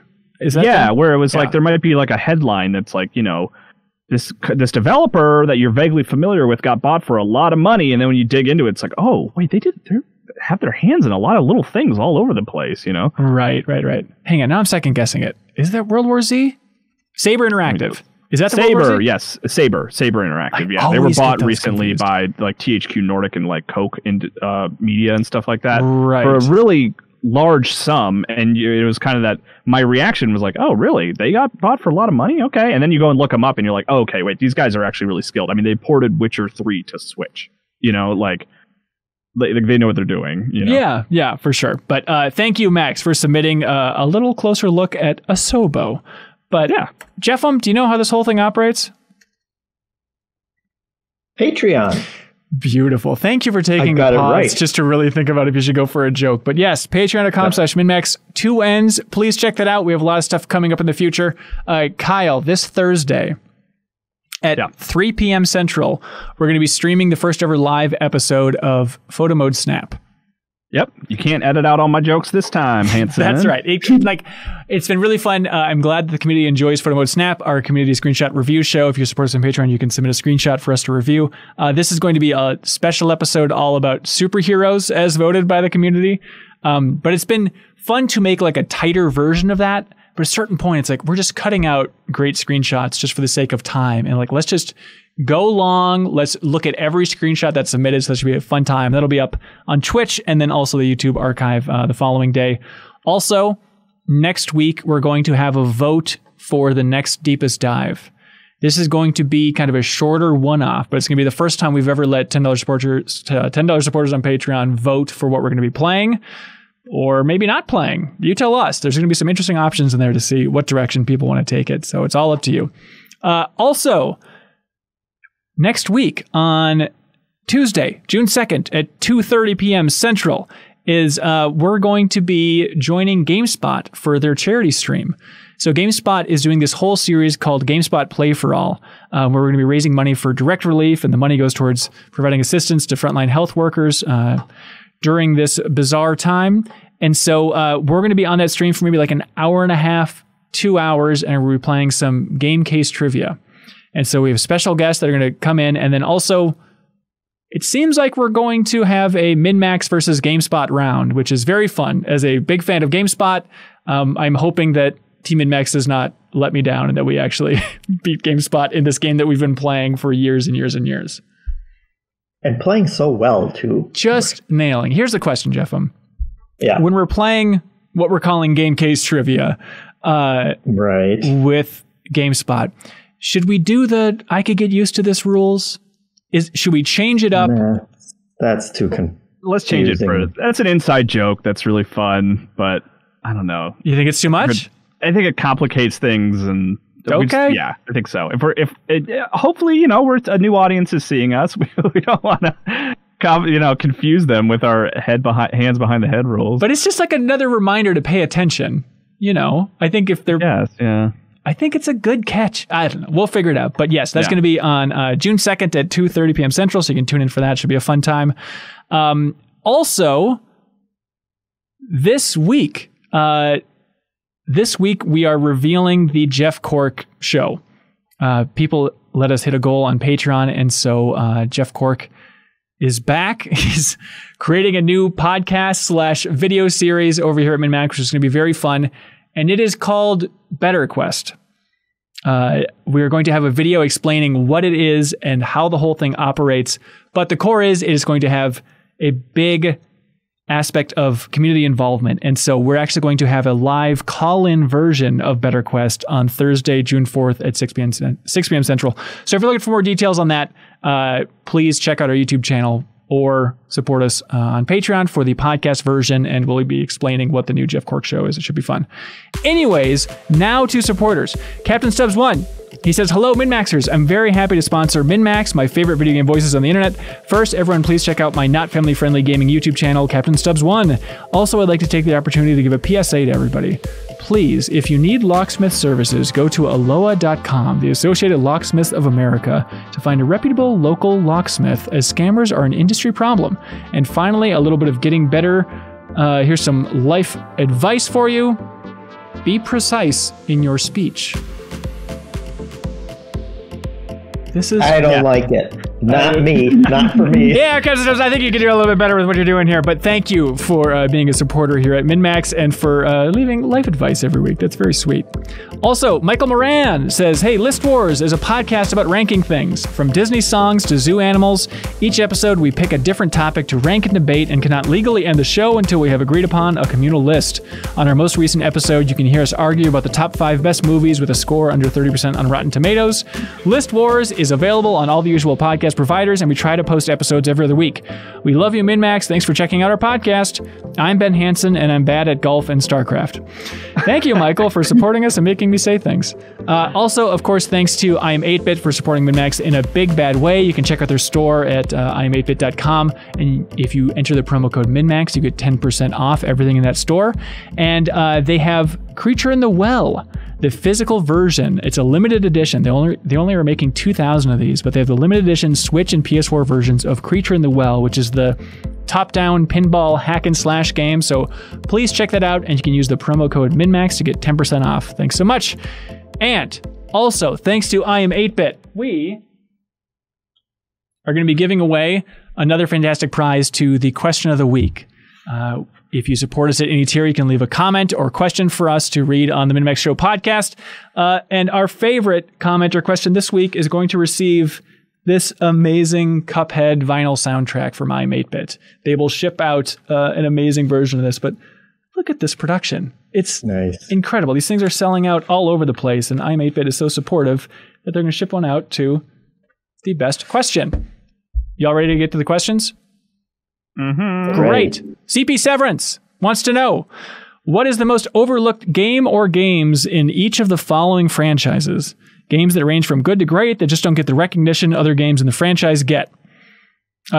Silent Hill is CP Severance's first one. The Room, probably, right? What I remember, maybe it's just a GameSpot score, but I have such a negative impression from the critics of The Room, but I remember my friends playing it at the time and loving it. Yeah, that's why it's overlooked, right? Yeah, I guess the whole so. Premise? Do you what do you like about The Room? Well, I mean, full disclosure, I haven't played a lot of it. I like probably like an hour or two. Oh. But like I like the concept of it, of just like having that one singular location that you return to often, and it is in the first person perspective, so you see it from a whole different perspective than the rest of the game, I think is unique and interesting and a good idea for a horror game, I think, you know? Like giving you this sense of safety in this one area of the game. Like, I think that's, I mean, Resident Evil has that kind of thing in it too, you know? Right, even like Resident Evil 3 Remake, which the varying perspective in there. Yeah. Castlevania. What is the most overlooked Castlevania game? Ecclesia for DS, probably. I What do you think that is? would back me up on that. Yeah. It's really hard. It's the hardest one. Maybe not the hardest one, period, but in that post-Symphony of the Night sort of generation of Castlevania, I think it's the hardest ones. And a lot of people bounced off that first boss, but like the DS Castlevanias are like my favorite. They're the best. And that one is just like a really challenging one with really sort of unique mechanics that eventually got sort of pulled into Bloodstained that we talked about recently on the podcast. Oh, yeah, that's right. That's right. Assassin's Creed. Are there any overlooked Assassin's Creeds? I liked what I played of Assassin's Creed Chronicles, which was their, you know... Oh, the 2D? Yeah, the 2D one that was very clearly inspired by Mark of the Ninja, or shares a lot of design DNA with Mark of the Ninja, but I thought it was cool. And like the China setting, I thought was cool for the first one, and then I think it went to like Russia and India after that. Mm. I mean, without having played it, the one that I kind of assumed or thought was Rogue, right? I mean, that's what I was going to say. Which was their own fault for releasing it at the same time as another Assassin's Creed. As Unity, yeah. Legend of Zelda, Kyle, the most overlooked Legend of Zelda game. Huh. Overlooked Legend of Zelda game. Well, I know what Onuma would say. Because I don't know if you remember this, but we asked him to rank his personal favorite Zelda games. Yeah. And I don't remember if it was his number one or if it was just in his top three, but he said the Phantom Hourglass, the DS one, was like one of his favorites, which is not one of my favorites. But he's really proud of that one. Yeah. But, yeah. I mean, I guess it's just any of like the lower tier ones. Like even people bash on Skyward Sword. I get people bash Spirit Tracks, but like, I mean, Spirit Tracks is still a good game overall, right? Yeah. Yeah. I think Skyward Sword is a lot better than it gets credit for. But yeah, I don't know. There's Majora's Mask, I feel like is underplayed, but not overlooked. I think people recognize that as being this weird gothic kind of dark Zelda. But like to throw Brian Shea under the bus, former, not former, he's still at Game Informer, but he would always, Ocarina of Time is his favorite game of all time, but he never played Majora's Mask. That's insane. And I would never stop giving him crap for that. Like, how can you not play the excellent sequel to your favorite game of all time? But I don't know that that's common. I think a lot of people did get around to Majora's Mask. That's a hard question. Yeah. Do you think Twilight Princess could fall into that as well? I mean, maybe it's kind of like Majora's Mask that people see its value for its like unique tone, but then also don't like it. It's a weird time where like I think if you were on the hype train going into that, then you'd be like, wow, I think that got enough of a look. Just everybody's so eager for it. But now I think people maybe forget some of the highlights of Twilight Princess in there, right? I guess it did get a remake too. Yeah. So yeah, I mean, I guess there's also things like the Game Boy Color games, Minish Cap. That could be a. I mean, Minish Cap I absolutely adore, and I think people might write that off because it was developed outside of Nintendo. But like, I love Minish Cap. Yeah, it might show up in my top 10 Zelda games. Yeah. Oh wow. Together. Yeah. And then CP Severance wants to know Star Wars games. I'd say like the RTS games, like Galactic Battlegrounds, which was like in the Age of Empires engine. Age of Empires 2 engine was cool. Also, I realized I never played Empire at War, which is like the 2006 RTS game. That's one of those things of like, how have I missed this? How have I never played this Star Wars RTS game? I need to go back and stream it at some point or something. But any other Star Wars games that are underrated, you think? Overlooked? I mean, I love Shadows of the Empire. That got its due. I think everyone in the world has played that game. Yeah, I think people would. Well, I don't know, but people, I guess people think it has aged really poorly. Think or no? It has. I played it in the last couple of months all the way through, and but that's a lot of nostalgia there for that game for sure. Right. Yeah. I wonder, this is way left field, but actually a game that was kind of important when, like, for people my age is Lego Star Wars. Like a lot of people grew up playing that on GameCube. Yeah. And I don't know if that could fall into that as well. Yeah. I mean, when you think of Star Wars games, maybe people wouldn't think of it, but yeah, or a lot of people wouldn't, but it is super fun. And like Warner Brothers, maybe they're struggling with the release, but that's been a weird rollout for that complete Skywalker saga of Lego Star Wars this year. Like everybody assumed it was coming out timed with the film last year, and then that slipped, and they've just quietly been still working on it over there. But maybe that'll kind of like rekindle some people's love for Lego Star Wars in general. Yeah. This Week in Video Games says, hey, MinnMax crew, what's your favorite controller innovation of all time? Controller innovation. HD Rumble on the Switch. Really? Yeah. I mean, how often? It's just Rumble. How often are you feeling an ice cube over there? With Mario Odyssey, it was brilliantly implemented. I think it was implemented. The technically sometimes implemented HD Rumble. What are everyone else's? I mean, the control stick, right? Yeah. Yeah. And actually, I was going to go a step further. I was thinking of like more specific, like more. Yeah. Well, I was actually going to say even the dual control stick, because like when I first saw that, I thought it was absurd. I thought it was dumb. I thought it was ridiculous. I remember playing Time Splitters for the first time and being like, this is so complicated. I hate it. But then like the first game that really where it clicks with you, like for me, it was Halo. I was like, I can never go back. Like this is the only way to play games now. And it's like literally true. Like I could not have two control sticks at this point. Right. And it's so weird, like when that launch for the PlayStation 1 is like, okay, well, I'm going to wrap my mind around using this for Ape Escape. That's one thing.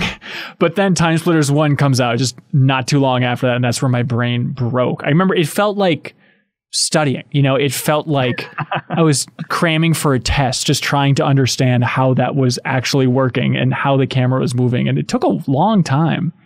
Well, and the first games like that weren't good at it either, because they hadn't figured out the format. I remember, I guess it was a little different with like GoldenEye, because you still only had one control stick, but they were basically simulating the other one on the C stick. But I think the default was like you would move, forward and backward with one joystick, but also turn left and right with that joystick, and then everything else was relegated to the right stick, and so it was kind of like a pat your head and rub your stomach kind of thing. Right. They need to figure out, just put all the movement on one side and all the looking around on the other. Yeah, I remember it's very satisfying talking to Jamie Griesemer, who was one of the designers there at Bungie for the early Halo games, and then he went on to be the lead designer for Infamous Second Son and Gollum, that VR game.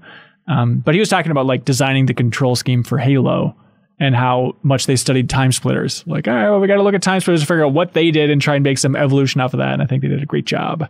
But in terms of like controller innovation, I guess more recent-ish. But what about just like the headphone jack? Very useful. That's a wonderful little innovation they have there. I was going to say I really ended up appreciating the share button too. Oh, just having that ability to take screenshots anytime. Especially on the Switch when it is so fast. Like I will hit that thing all the time just to try and remind myself, like, okay, at some point I want to go back through this album and try and remember what it was like playing this game and seeing all the different environments and stuff like that. Yeah. Sincerely, Eric says, hello, Anna. Hey. There we go. With plenty of time for some people at home right now, what is a show you can all recommend binging? Hanson, as a fan of Twilight Zone, have you checked out Tales from the Loop on Amazon?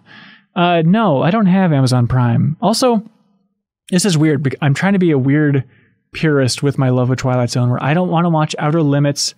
Even like Black Mirror, I haven't watched that many episodes of, because I don't want to be confused about, was that a Twilight Zone episode or was that not?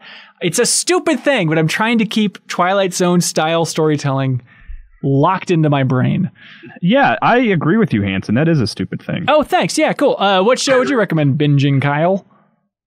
Dead to Me on Netflix. I feel like I'm not hearing a lot of people talking about it, but it's Linda Cardinelli and James Marsden and Christina Applegate. And it's a dark comedy. It's very, very good. I don't even want to say a lot about it because it kind of there's things that can be spoiled about it. But it's like a tale of murder and parenting and mothership, and not supernatural. I really like it. No, not at all. But I find it's one of those shows. Like I love Barry. I think is my favorite show on television right now, and it's kind of in that vein of like I will be laughing at something and then just be like horrified about what those characters are going through within the next minute. And it's one because Suriel actually tweeted at me also like agreeing with me that Dead to Me is very good. And I feel like I don't see a lot of people talking about it, but I really recommend it and really like it a lot. Huh. There you go. And I said mothership. I should have said motherhood. That's mothership is cooler. They should really use that term, I think. But, has anybody else been binging anything? My wife and I are like 5 or 6 episodes into Counterpart, which is on Amazon Prime. And it's this cool sci-fi story starring J.K. Simmons. What? Which is like it's the best thing he's ever done. Definitely. And have you played Portal 2?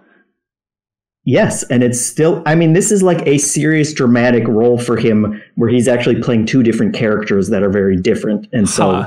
Like it's the kind of thing where for a character actor like that, you just feel really good for them that they've finally gotten, a meaty part where he is the main character and he can really sink his teeth into it. And turns out he's a great actor and, not just J. Jonah Jameson from Spider-Man.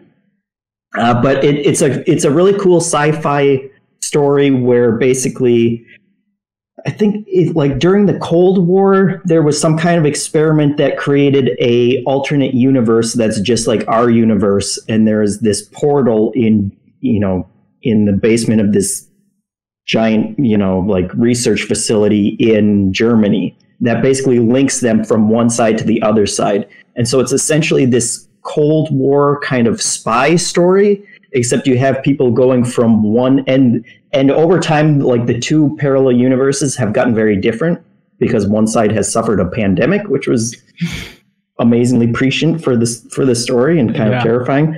But so they kind of have split off, and you have a lot of kind of Cold War-esque espionage going back and forth on which some characters are sneaking over to the other side, and they're trying to learn about one another's essentially world governments. And basically the idea is that knowledge is the ultimate currency, because for once they have basically this other test case of things that could be happening to them, because there's now a different world to compare us to.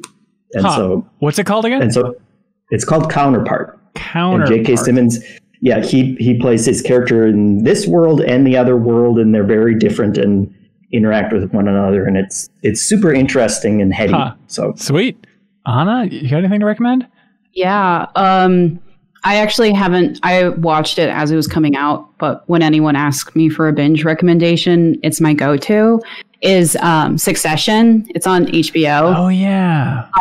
And it follows the family of. It's like kind of loosely based on the Murdochs. Right. But it's like a super wealthy media family, and it sort of follows like the sparring between the siblings as they all grapple for power within the company. And it's, again, the first season, it's really good, but not nearly as good. Like the second season is incredible. It's just the best television that I've seen in like a long time. Damn it. I'm a huge fan. Yeah, I've been meaning to watch that for so long. Did they just have 2 seasons? Is it like a continuing story though? Is it going to keep going? Mm-hmm. Yeah. Okay. Yeah, I don't know with COVID, like what the production cycle is looking like now, but it could be a good time to start and catch up. Yeah, all right, I got to do that. Gio Bonagi says, I was talking to an old buddy that I used to play World of Warcraft with, and a particular comment struck me. He was commenting on the fact that we've grown past playing MMOs of that type, but that he missed, quote, living in that world. Since then, I can't stop thinking about how we've been on a search for a game just like that. Battle Royales seem to be the flavor lately, but living in those worlds is a bit of a challenge. Do you think that MMOs as a sort of hangout are ever going to make a comeback? Maybe if we can't meet in the real world, this type of game is ripe for the picking.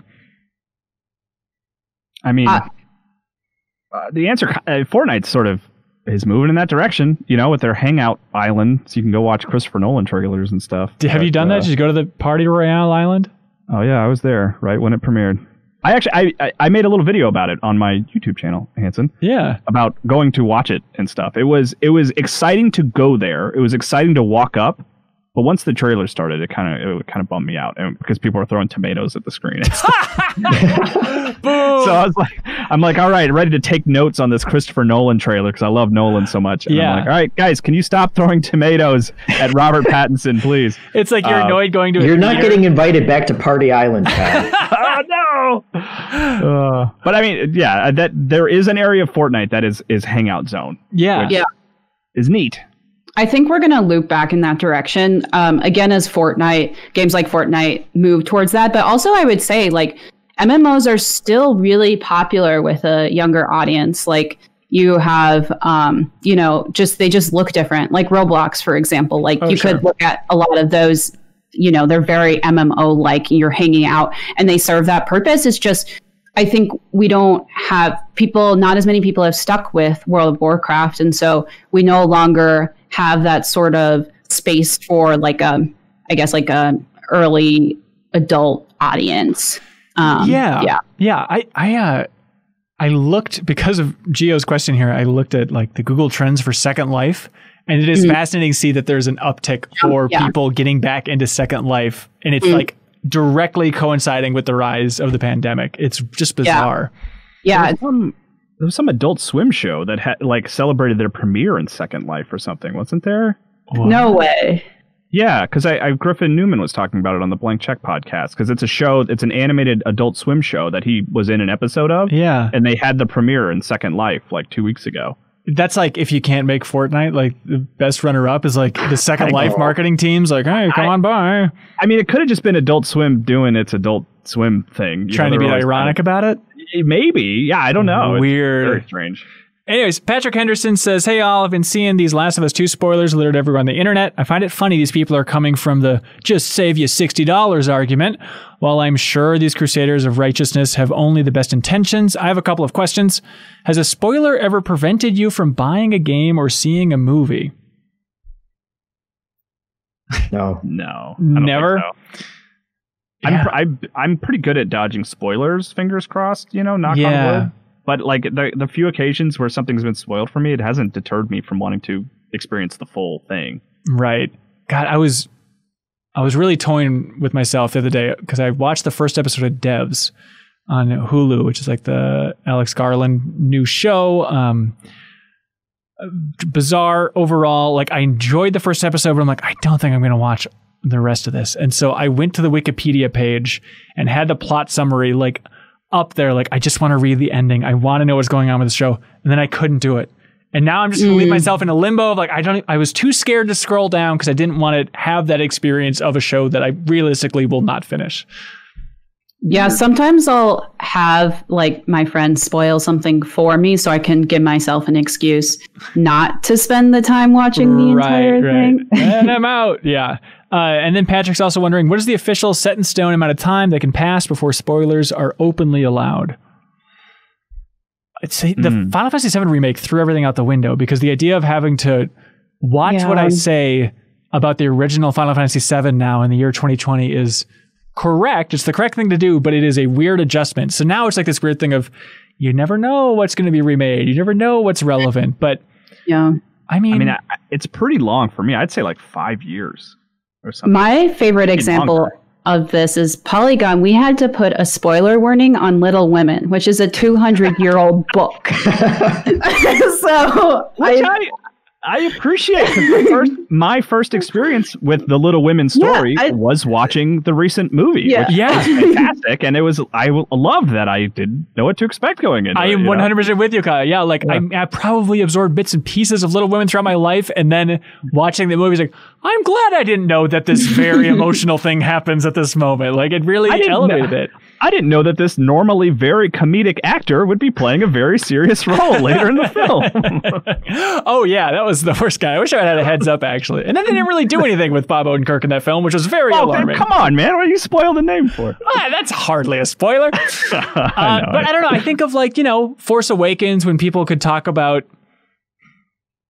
people could talk about Han Solo and Force Awakens, right? And so that felt like around 3 years before that cracked. But I don't know. You got to feel it out. You got to... Wait, Jeffem says no. It feels like we're at the point where there just is no statute of limitations. I guess it depends on how much you care about the person that you're discussing something with. And if you're bringing up something that they possibly don't know about, it doesn't really matter how old it is. If you're saying, hey, this story's good. By the way, I don't want to spoil anything for you. Yeah, I think The Little Women is the perfect example of that, where it doesn't matter how old it is. If you haven't interacted with it yet, then it's just courteous to try and at least warn people if you're going to go into it. Yeah, yeah. Speaking of Little Women, I saw Michael Moran, friend of the show, in the community Discord. He was talking about watching the Little Women anime. There's an anime? No. I think there are several. There's because after seeing the Greta Gerwig movie and I enjoyed it so much, I went down that rabbit hole trying to figure out all the different versions of Little Women. And I remember watching the intro to the Little Women anime. And it's like, it's weird. There's a lot of spanking involved. Like, no. Yeah, no. You got to check it out, Anna. It's great. I am. Is it actually based on Little Women though, or is that just a translated title? No, it is the story of Little Women in an anime form. And I want to say anyone can adapt that book free of charge now, right? Mm-hmm. It's like, look forward to MinnMax's adaptation coming soon. That's actually going to be the Jeff Cork show. It's going to be great. Brian W. says, what kind of dipper are you? When it comes to chips, fries, nuggets, or whatever, do you dip just a little to add the extra flavor or dunk that thing so hard it's more sauce than food? Can I introduce another debate that's very related to this? Yes, a debate. Ketchup straight on top of fries or dipping fries, because this has been a prolonged fight. What freak of nature is squirting? No, unless it's like poutine. Okay. No. Okay, thank you. Thank you. That's all I needed to hear. That's not a debate. That's a right versus wrong. What kind of morons are you talking to, Hannah? What is your life? Apparently, it spreads it better, but in my opinion, it makes it soggy. So, why would you want that? Also, then your hand is just a mess. Exactly. Yeah. Then you've committed to ketchup at that point. What if you want one without ketchup? Yeah, no, it's all wrong. See, I think to answer Brian's question, I think I am obsessed with making sure I will finish both the dip and the food at the exact same time. And so if I need to speed up, I will go whole hog whenever I'm dipping. If I need to go light, I will just barely graze the ketchup. I just need to make sure I don't have a remainder because I don't want to eat some stuff without a dip and vice versa. I don't want to have to lick the dip out of that container without anything to dip in. Would you do that if it came to that? No, I would not. I'm trying to think, is there any dip so good that I would? Maybe like some Thai peanutty sauce. I could see myself licking that sucker. Yeah, sure. Great. So I'm a pretty shallow dipper. But the one exception is if, it's a communal bowl of dip, then you have to get more dip in there because you can't go back. Oh, interesting. Okay, so you don't want to double dip, so you will just put an excess amount. But then you're going to, I don't know if everybody has that logic, and then you're taking up most of that dip compared to everybody else trying to jump into that bowl. My God, have I been a dip jerk this whole time? We got a dip jerk. Jake Zielsdorf says, hello. Dan Reichert on the show last week. Kyle, you ready for this? Yes. You need to sound very smart. I just want to make sure you're prepared. Dan Reichert on the show last week repeated the game critic shibboleth. Is that the word? I don't know what that is. Hang on, let's look it up. So far, so good. Shibboleth? I think it's a Yiddish word. Let's see. Shibboleth, a custom, principle, or belief distinguishing a particular class or group of people, especially a long-standing one regarded as outmoded or no longer important. Okay. Well, anyways. So, he repeated the long-standing shibboleth that Breath of the Wild was a revolutionary game. This is often said, but I've never heard it explained why it was revolutionary. To me, it was a great game that mixed elements from Assassin's Creed, Skyrim, survival games, and traditional Zelda. What does it mean for a game to be revolutionary if just about everything about it is iterative? Why is a game like Breath of the Wild seen as revolutionary where others like Horizon Zero Dawn or Ghost of Tsushima are seen as amalgams? Folks, we got a question of the week right here. Congratulations on that win. I think if you watch the video from last week, you can see my brain explode inside of my head when Dan said that. And I was polite. I didn't want to say anything and pee on your guys' party. Pee in that dip. So you don't think Breath of the Wild is revolutionary?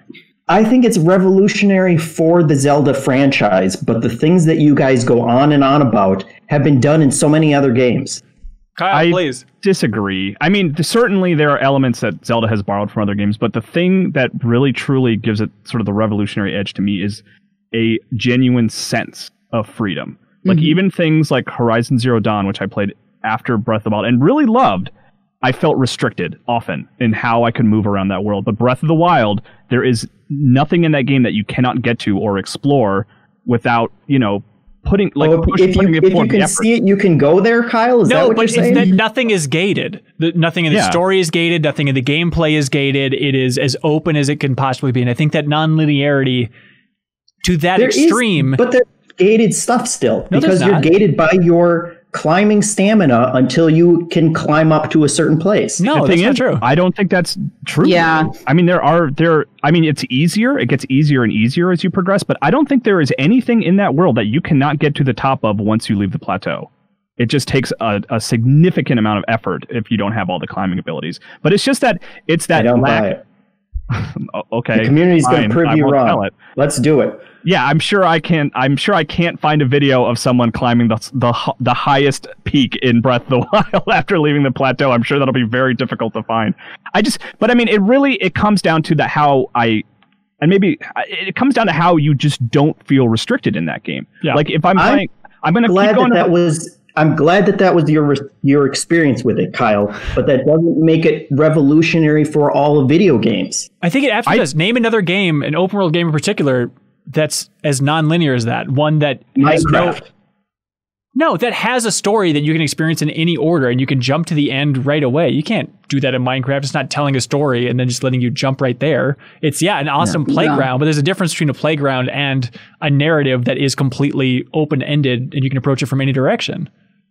And just the environment you can approach from any direction. I mean, it's one of those games that after I played it, playing games after Breath of the Wild feels like everything is being held back. Like I cannot climb everything. Like I know I've already used an example, but Horizon Zero Dawn, like the fact that I still had to look for handholds on the environment to climb in certain areas, and I couldn't escape certain areas where like story stuff was happening, it just felt restrictive. And Breath of the Wild is not restrictive in a way that I don't think I really feel like had not been done up to that point. Yeah. This is still blowing my mind because I felt so constricted playing that game for so many hours. And I would come in and complain to you guys in the office, and you're like, oh, well, when you get these gloves, you can climb a lot easier and all this other crap. Things get like easier. Some of the arguments we had was like moving across the water. I remember was a big one that we had in the office. Like it wasn't just you; it was a lot of people. I remember being Andy like, was a little turd about yeah, it. like they're like, I drown whenever I go in the water. It's like, but you don't understand. There are multiple ways to get across water that don't involve the abilities that you have. You can find stuff in the environment to help you get across that I'd never really seen done in video games before then. You know?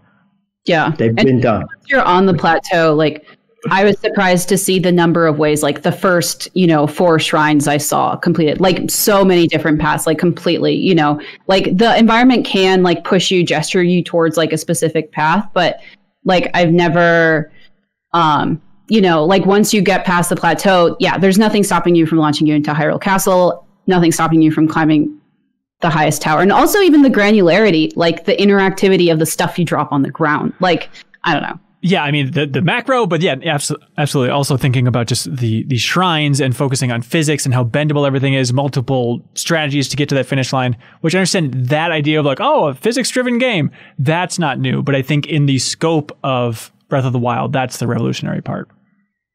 So, Jeff, that's why Breath of the Wild is the greatest game of the year from 2017 and the best game of the entire decade. So, I'm sorry to the author of that email who was completely right, and now he has to listen to this whole conversation. The thing is I don't think that emailer was like necessarily on your side, Jeff. I think they just wanted us to vocalize why we felt like it was revolutionary, because like it is one of those things that it just feels new and novel, but it's kind of hard to sort of put into words. I don't know. Jake called it shibboleth, so I think he's judging. Okay.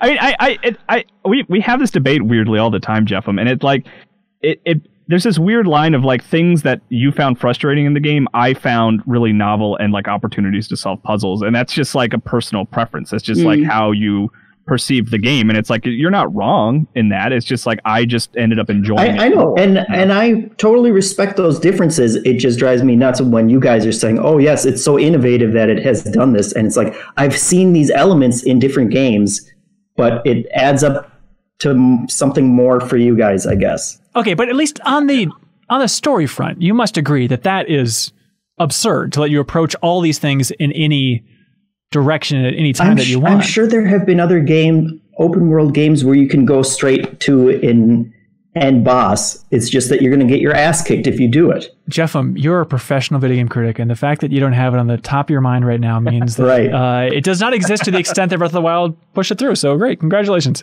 Thank you, Jake, for the question. Scott Castro says, first of all, let me say how great it is to have Anna on board as a contributor to MinnMax. Her voice and perspective are a refreshing addition. Thank you. That's so nice. Yeah, refreshing compared to these old phonies arguing about Breath of the Wild for 3 years straight. Yeah. So you want to talk about Picross next, Jeff? Oh boy. So here's my question, says Scott. Are there any games that you've played that once you played them with a group of people are impossible to go back to solo? I played Sea of Thieves at launch and was underwhelmed. I played both solo as well as with groups and got bored very quickly and put the game down indefinitely. Recently, I've picked it up again after an invitation from Rook and JJ in the MinnMax Discord, and now I'm hooked. That said, it's really only fun when I play with them as a crew and not alone. Have you ever experienced this? Yeah, most games. Sea of Thieves is a perfect example. That game's not fun on your own. That's a game where you make your own fun, you know? Yeah. I think I'd have a tough time going back to Minecraft and focusing just on my own world. Like, because I have, a communal area that I built up with Ronnie and other folks. And it was just like some of the most fun I've ever had playing games was just playing with them all at the same time. And even the idea of buying Minecraft on Switch now, it's like, it'd be fun to have it on the go. I can play whatever I want, but I don't know if I could build up that community again. So I don't know if it's worth it. Yeah. Well, actually, it's interesting that you bring that up with Minecraft, because I agree. That's a game that I can't. I just straight up don't play unless someone invites me to. Which is why if I do sandbox by myself, I tend towards Dragon Quest Billers 2. Oh, interesting. It's a lot easier. Have some goals. Yeah. Mm-hmm. Less social pressures. You feel like you're not missing out on much. It's just, Yeah, it's more structured. Yeah. Chris Lopez says, hello, cohorts. With the recent news that Pikmin 3 might get a port to Switch, why do you think that this franchise hasn't hit the mainstream in a way that other Nintendo franchises have? I love Pikmin, and I think that it's a really unique and fun game, but it never seems to be in the conversation when talking about the other great Nintendo franchises. I think Pikmin's a lot harder than other Nintendo games. Oh, like, it's just more technically difficult. The Pikmin GameCube game was the first game that, like, my brothers and I could not beat on GameCube as, like, I don't know how old we were, but because like, that one had, like, at least the first one had that, like, the time aspect of, like, you need to do this every day. And that was really rigid, which they eventually, I know it got easier along the way, but having that extra layer on top of that, I don't know. Yeah, I was actually going to say deceptively hard. Like, it's a very cute game, but, like, I don't really like Pikmin. I beat 2 and 3, and, like, especially the end of 3, there's, like, if you mess up a little bit, like, it really screws you over, and you have to play a lot over, and it's not that fun, you know? Like, yeah. But and then that's not to diminish anyone who loves Pikmin. It's just like, but I think it is a hard game, and some people really embrace that. But, you know, when I am playing a Nintendo game, I don't want it to hit me over the head too hard. I think it's also the controls. I mean, I love Pikmin 1. Pikmin 2 is multiplayer, of course. And then with Pikmin 3, I tried getting into it a couple times, and it was that classic Wii U problem. Like, okay, the best way to play is you just prop up the gamepad so that you can see the map and then have two Wiimotes ready to go. It's just like, it was too absurd. And so maybe if they can streamline the controls and still make it, you know, as easy to read as it was on the Wii U, if you had everything that ideal set up, maybe they'll kind of revive some interest in that thing overall. Yeah. Well, or maybe they could... Oh, go ahead. I was just going to say, there is the rumored version for Switch. Yeah, that's what Chris brought up. Yeah, so they must have figured something out, if that is going to exist. Well, and I love the Pikmin franchise. It'd be cool to see maybe they could just apply it and, you know, significantly rehaul the gameplay. Like that, I feel like that would be a smash hit. Yeah. Just get rid of all that RTS stuff. Yeah. Spell Dragon says, hey, CLCs, turn-based RPGs aren't for everyone, but let's change that. You get to pick either a specific game like Chrono Trigger or a new entry in a franchise like Dragon Quest and make it better. Completely change the genre for your new modern release. What do you do? How do you improve turn-based RPGs? You remove the turn-based part, like Final Fantasy VII Remake did. Right. Just make it action RPG. I guess. I mean, if that's for me, they just announced that Japanese Dragon Quest game that's going to be an action RPG. Hey, real quick. What was your read on that art style? That's not Toriyama, right? It's just closer than. So it's based on the manga. There's a Dragon Quest manga from like the late 80s, early 90s. Okay. That was like one of Shonen Jump's like most popular mangas ever, period. Really? That character DIA is in Jump Force as a fighter. Oh, I had no idea. So I think it's only confirmed in Japan. The trailer's Japanese. I assume it's maybe an adaptation of that manga, which maybe has like an older version of Toriyama's style. Right. Okay. But like I got excited about that. I was like, yeah, I'll play a Dragon Quest action RPG. That sounds great. I just want to hit square and the sword does stuff, you know? Boo. I think there's like, you know, even stuff with Pokemon, I would let it inch a little bit forward in having some more action elements like a Paper Mario, of having just give me time button presses for extra defense, extra attack. I think that can do wonders to a turn-based RPG. Yeah, just more active action. Like that's enough for me. Just like engage me while we're fighting. I don't want to just go through menus. So or I do like, you know, like Darkest Dungeon's approach, I think, was unique, where you had permadeath for your different characters and stuff, and the kind of order that your characters were standing was also integrated into it. And I think Monster Train is another example of that, where you can add different mechanisms to it and other things to think about as you're trying to figure this out. And it's still, I mean, you know, at its core, it's turn-based, but you're still doing more interesting things than just the original formula. Yeah, definitely. Also, somebody was tweeting at me about this, so I wanted to remind people that there's a game that is very, very heavily inspired by early Paper Mario RPGs, and it's called Bug Fables: The Everlasting Sapling. But it's a cool game. I played a little bit on Steam, and it's like, okay, I'm always skeptical of indie RPGs, but it looks great, and it plays pretty well, and it's coming to Switch So you can check that out. It is currently at overwhelmingly positive for the review on Steam, so seems like a good contender. So check that out. Bug Fables was the name of that one. King Prometheus says, hey, Escape from Tarkov pre-wipe event is happening right now, which means the wipe will be coming within a week. The wipe is something developers do where they reset the game back to a completely fresh start to account for large test changes. Is there a chance that you'll try the game again after the wipe, where everyone's on the same level skill-wise in-game and gear-wise? I think I might be good. I like that game, and I liked that week of trying to understand it better and playing it for the Great Goatee Hunt and peeing in the bottle or whatever happened in that stream. But yeah, I don't know if I'll be going back to it. Maybe if it comes to consoles at some point and they clean up the interface or streamline the interface, I guess I should say. Yeah, and the idea that everyone's going to be at the same skill level once they reset is also a little fallacious because so many people know the map in and out. All of the maps, yeah. I mean, it's complete memorization, yeah, for sure. And that is a huge part. And just how the inventory works and everything like that, if you have 1,000 hours into it, you're still going to kick ass even if you're resetting your weapons and stuff like that once you go back into it. And I know this isn't cool, King Prometheus, and I apologize, but I very much look forward to a Call of Duty developer ripping off Escape from Tarkov so I can enjoy that gameplay. And that idea of just the item economy. But King Prometheus also says, special shout out to the Summer of Soulsborne channel in the MinnMax Discord. We're going to play all the Soulsborne games starting with Dark Souls 1 this weekend.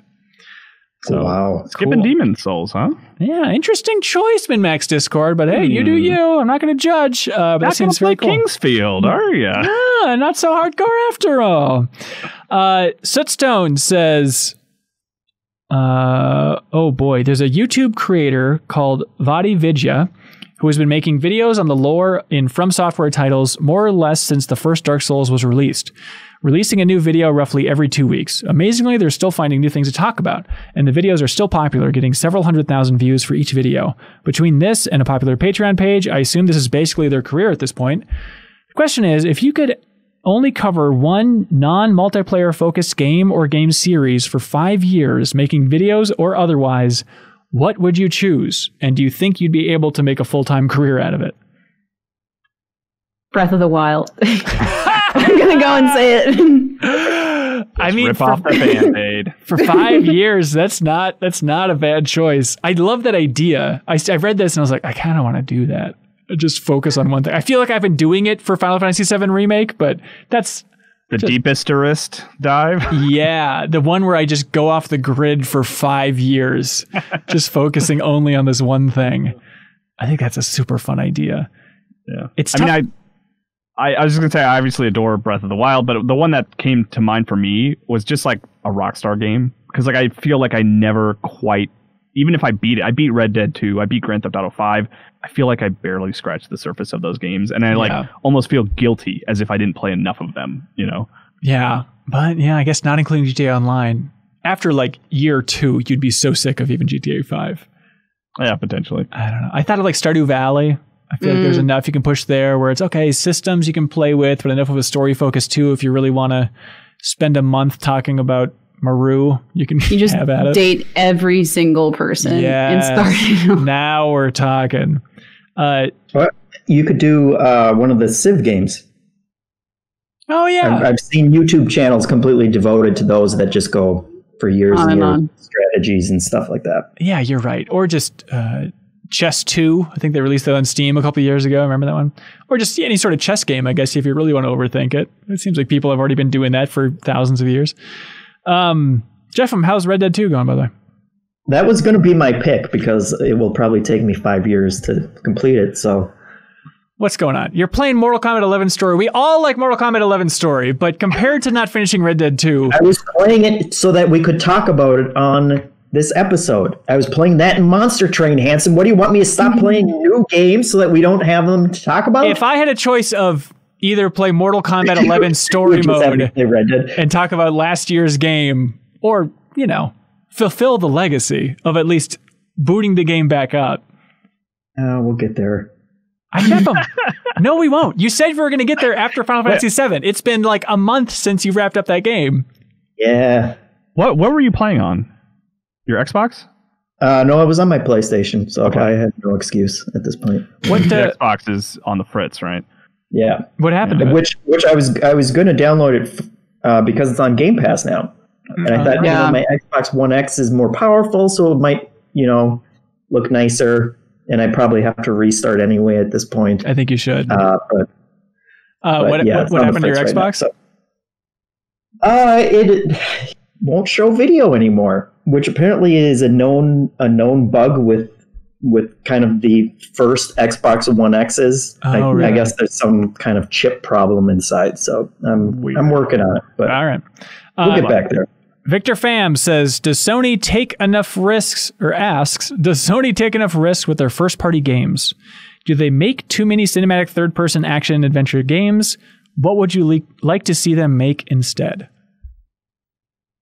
I think this is an interesting question, and I think the answer is that they don't take enough risks, really. I mean, I think Horizon maybe was about the biggest risk they took recently, and it paid off. I mean, bold move for the studio overall, but in terms of making a risk or taking a risk, I think all right, well, let's have one of our studios excel in open world RPGs, one of the most successful genres right now. I don't know how much of a risk that is overall. I still think a miracle that they pulled it off, Guerrilla in particular. It is still open world third person action RPG, which is what all of their games are at this point. But I think they take risks in terms of setting and characters and storytelling. You get a much wider breadth of what they're doing within that genre, which I think is what sets them apart. It definitely seems like Last of Us had a huge impact on Sony overall. It's like, wow, this game's so successful. And so I totally get it where people are like, oh my God, sad dad of war over here. Like everything has to take the Last of Us inspiration, even something as bombastic as God of War. Now it has to be about crying and stuff, which I love that new God of War, but I know there's definitely that fan base out there that is irritated by the mopey third person perspective characters from Sony at this point. But I think they take risks. It's just they're really spaced out. Like you can't say that Sony doesn't take risks when they release Dreams this year. For the love of Christ, one of the weirdest releases, and the fact that they've been funding it for 8 years, 9 years, 10 years at this point. I mean, that is an absurd move. Or Death Stranding or Detroit Become Human, which people, may not have liked or not, but that's exactly the kind of thing that makes it a risk. Yeah. And I think there is stuff, I mean, in the VR space, it's a smaller budget, but I mean, Astrobot, like leaning that heavily into a 3D platformer, other than Nintendo, like publishers aren't really doing that outside of in that funky space or even or how about VR in general? Mm-hmm. I guess. Who wants to take a risk on that? Yeah. Yeah, that's a good point. But then at the same time, there are the Days Gones of the world where it's just like a machine created the concept for that. Like, okay, well, Walking Dead, Sons of Anarchy, push those together, open world game, and ship. Obviously a challenge to create the game overall, but in terms of safe bets, it does seem to be on that slightly more cowardly side of making some bold swings. That is true, but it's still like there was a lot of tech for that game that certainly would not be easy, and I'm sure it took a lot of funding, and it was still a new IP. Like they could have shoved that crap into some kind of sequel or some kind of, like a Marvel game or whatever. Call it Siphon Filter : Armageddon, something like that. Like honestly, they could keep going back to that same well and saying, hey, let's put Conquer in something. But they give their studios a lot of leeway to try and do their own things, and there's a lot of risk involved with that. Yeah, and it doesn't always pay off. You think of Sony Santa Monica for years developing that sci-fi game that then they ended up canceling, and so some of the risks don't see the light of day because we tried for a while and it didn't quite work out. But all right, Flaming Queso says or asks, what is the best mode of travel, both in video games and in real life? I mean, the answer dirigible. I was literally Googling just this last week, Kyle, about can I ride in a blimp? What's the closest blimp I could get. Is that an option? And it's like, not really an option. It's Goodyear, and they have 3 locations, and they ain't selling tickets. You could probably ride in a hot air balloon. Come on. It's fine if you're getting engaged or something, I guess. I wish the like portable hang glider was like a feasible thing, you know? Like I wish you could just jump off a cliff and pull something out of your backpack and be fine. Like, I mean, I'd be into that. You can do it. Kyle, you can. Oh, I can? Oh, okay. I mean, I don't know about to pull off in midair or whatever, but I mean, you could use a hang glider. I bet it'd be really fun if you did it. Yeah, I'd be into that. I'd like to I'm watch a fan of mine carts, like just like set tracks that I would be able to ride around town, take me to the grocery store. Hell yeah. I was thinking the other day, and I was Googling to see if I could buy this, but I want like something that's basically just a skateboard, but then I can put it on train tracks, you know? So it's just like the perfect width. So just like there's no steering or navigating. I still kick off like it's a skateboard, and then I can just go along a train track. Wouldn't that be sweet? Google is so confused by you. This guy wants to get on dirigibles and he's trying to invent a train skateboard. Trying to keep track of me, algorithm. I'm all over the place. But yeah, the answer is trains, right? I mean, trains are just the coolest things. Yeah. Yeah. Yeah. I was going to say horse. Boo! Prove it. You don't even know what a horse looks like. You haven't finished right there. How far can you even travel on a horse? I don't know, till they get thirsty or kick you off or something.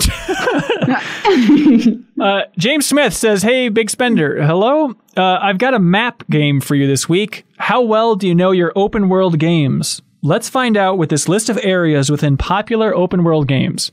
The rules are simple. Just match the areas to their respective games. Easy, right? Oh boy. Okay, I'm guessing not. These locations in an open world game. Amberino. Does anybody know what game that's from? Mafia 3. That's Red Dead Redemption 2. I don't remember Amberino. I don't either. Mudplow. Mafia 3. That's Witcher 3 Wild Hunt. Okay. Attica or Attica. Attica. Final Fantasy 15? Nope. Think about etymology. Attika.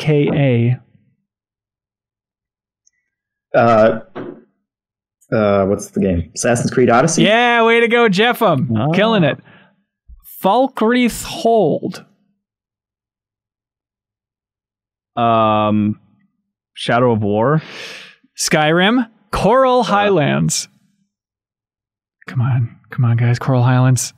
Monster Hunter. Yeah, way to go, Jeffem. Great Falls Canyon. This is tough. Fallout 4? Nope, that's Anthem. Bogano. Well, Delgado?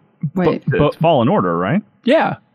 But that's not open world. Yeah, I guess not. Yeah, come on, James Smith. It doesn't count. The fact that we didn't know most of these does not count anymore. Tay says, hello, MinnMax. With the global sports scene on hiatus, I've picked up both NBA 2K20 and NHL 20 these past few weeks to get my basketball and hockey fix. And it got me thinking.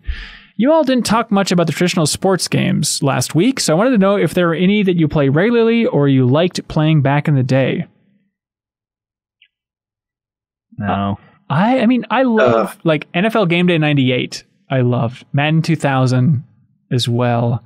I had a lot of sports games like for the Game Gear for some reason, but I mean, my favorite of all time has to be NBA Street. That first NBA Street on PS2 is just the best. I was going to say mine was NFL Blitz. So you can tell what kind of sports fans we are. The greatest of all sports games. Yeah. Let's see. Do you guys want a tricky one or a nice one?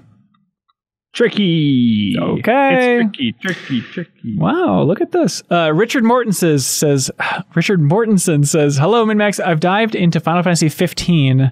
Shout out to Xbox Game Pass, and I'm really enjoying the game. And having only played a couple of other Final Fantasy games, I keep asking myself the question, what makes a Final Fantasy game a Final Fantasy game?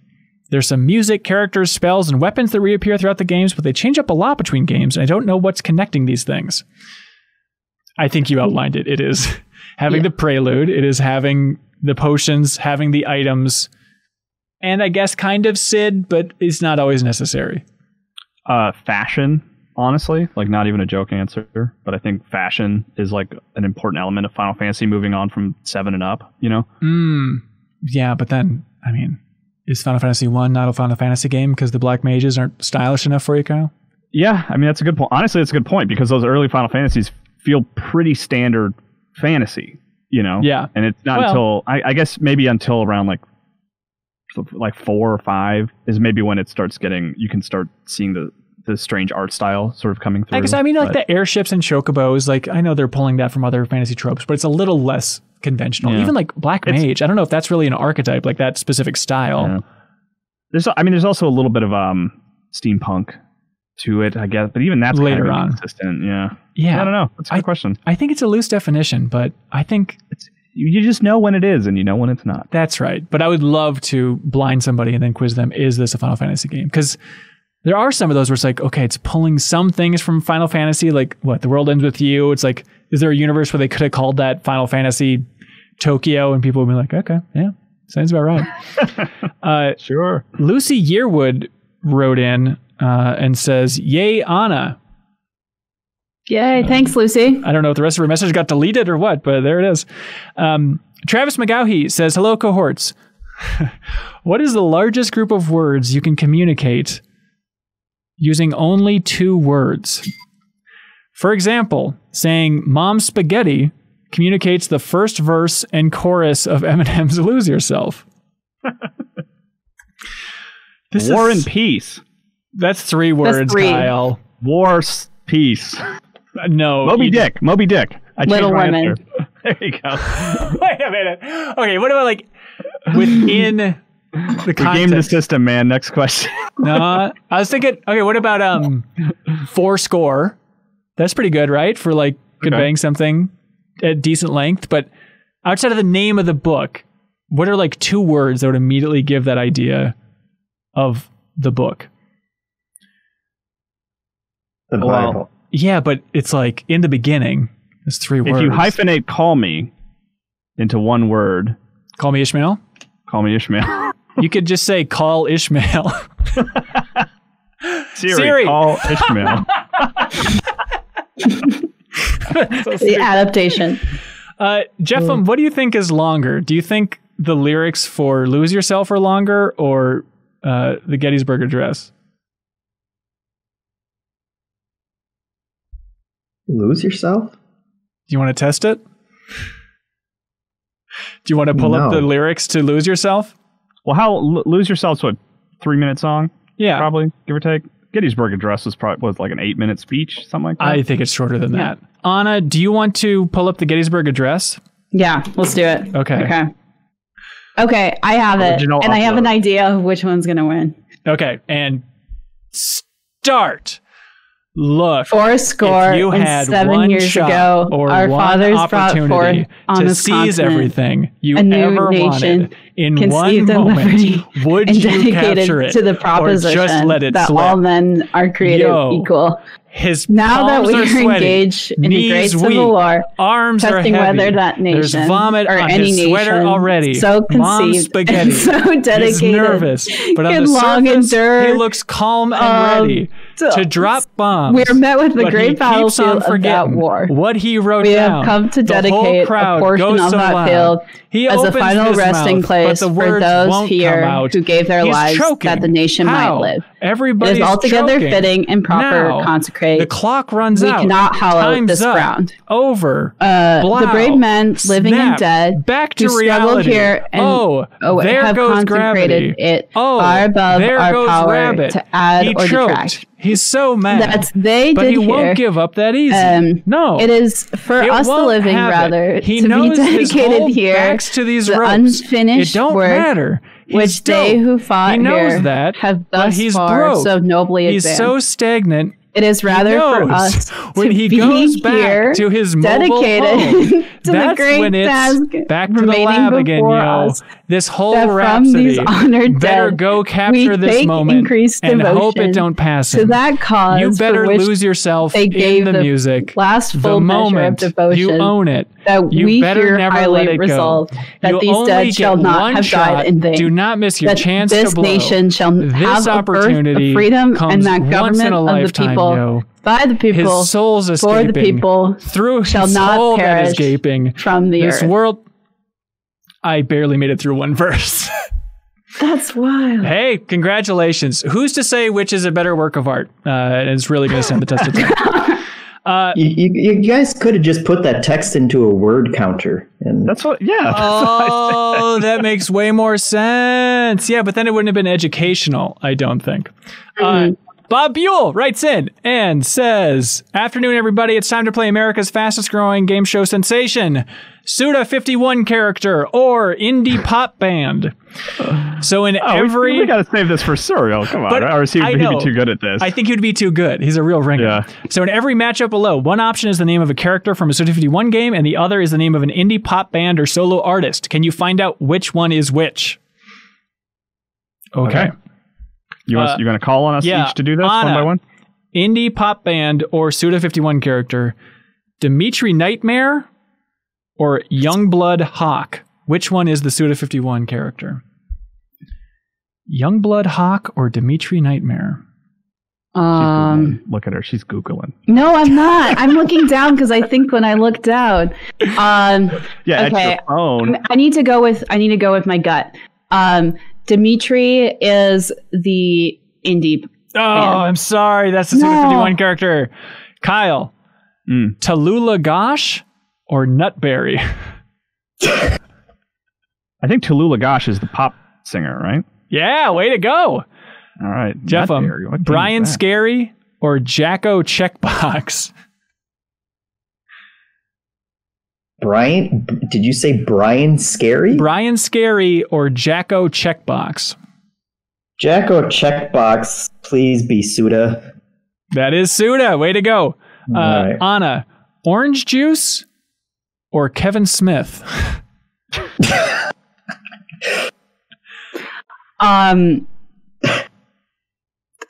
Orange Juice is the indie band. Way to go. Apparently Kevin Smith has and always will be a Suda 51 character. I think that's one of the Killer 7, right? Isn't it? Yeah, Probably. I think that's right. They're all Smiths, I think, right? Oh, are they all Smiths?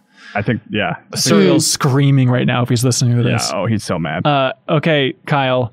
Thunder Ryu or Sun Kill Moon?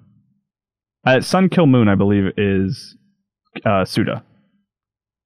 No, Sun Kill Moon is the band. I thought you were going to get that one. Yeah, because he does, or is that a sweary game?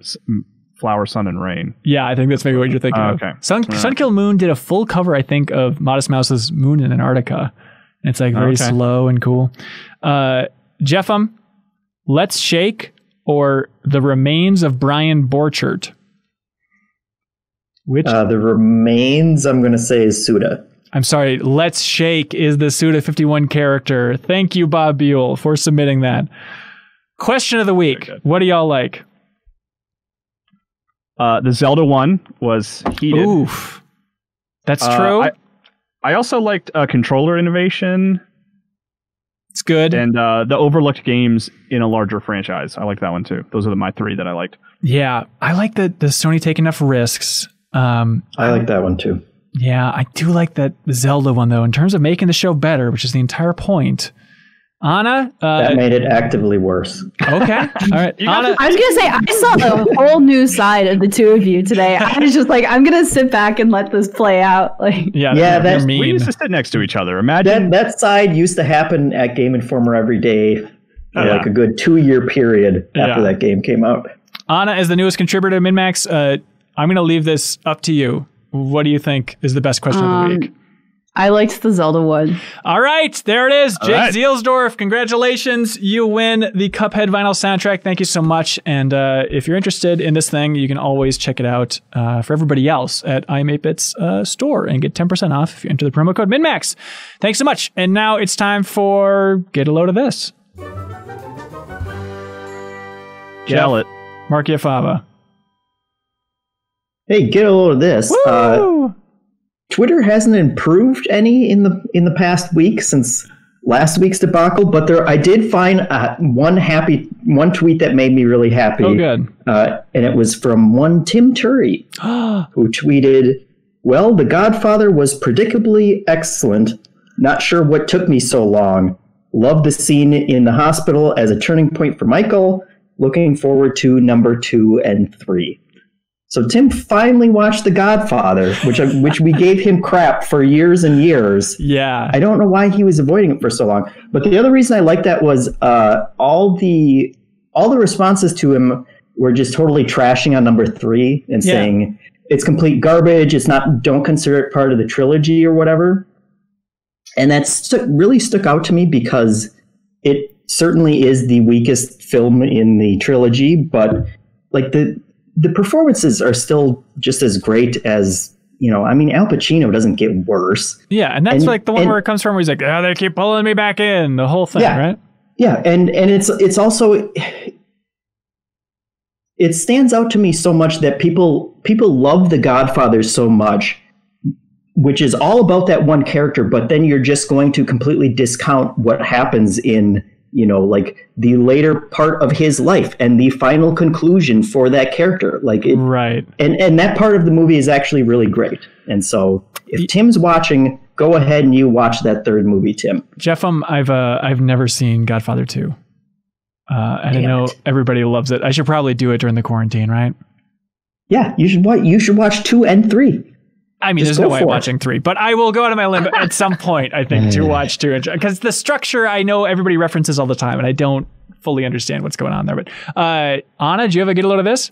Yeah, get a load of this. So this is kind of building off of something that came up, I guess, last time I was on MinnMax. I was talking about this game called Rakuen. It's like a really unknown indie game. Yeah.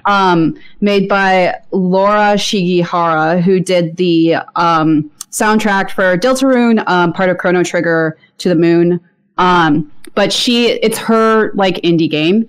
And I saw that they are making it into like a fully kind of Pixar style animated show. Oh, and weird. So I've never seen like an indie get picked up for something like that before. And I watched there's like a 5-minute clip on YouTube, and it looks beautiful.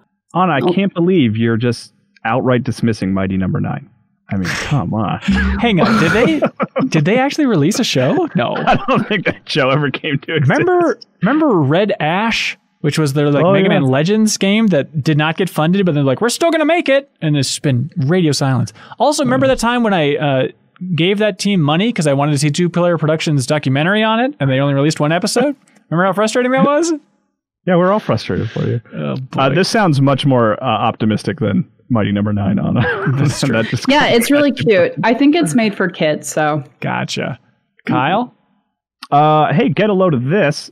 Speaking of more animation, actually, this is a YouTube video from March 16th, 2020 from Vanity Fair. And I really found it fascinating. It's not super long. It's like 9 minutes long. And it is a super in-depth dive on the process of recording voiceover for the Pokemon animated show. Oh, yeah, I watched that. That was great. You did? Okay, yeah. And it's, who's that? Sarah Natacheni? I'm not sure how to pronounce her last name, but she's been playing Ash for like years at this point. She's not the original Ash voice actor, but she's been Ash for a long time. And she just walks through, like in this 9-minute, well-edited video, this is how dubbing works.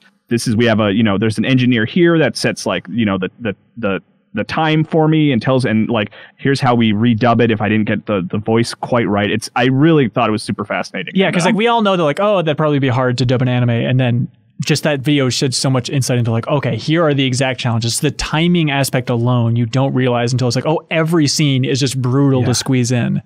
It's definitely one of those things that makes me appreciate like anime dubbing. Like when I'm like, they're not getting those My Hero Academia episodes out fast enough. I'm like, oh, okay, this is like way harder than I thought it was. So yeah, for sure.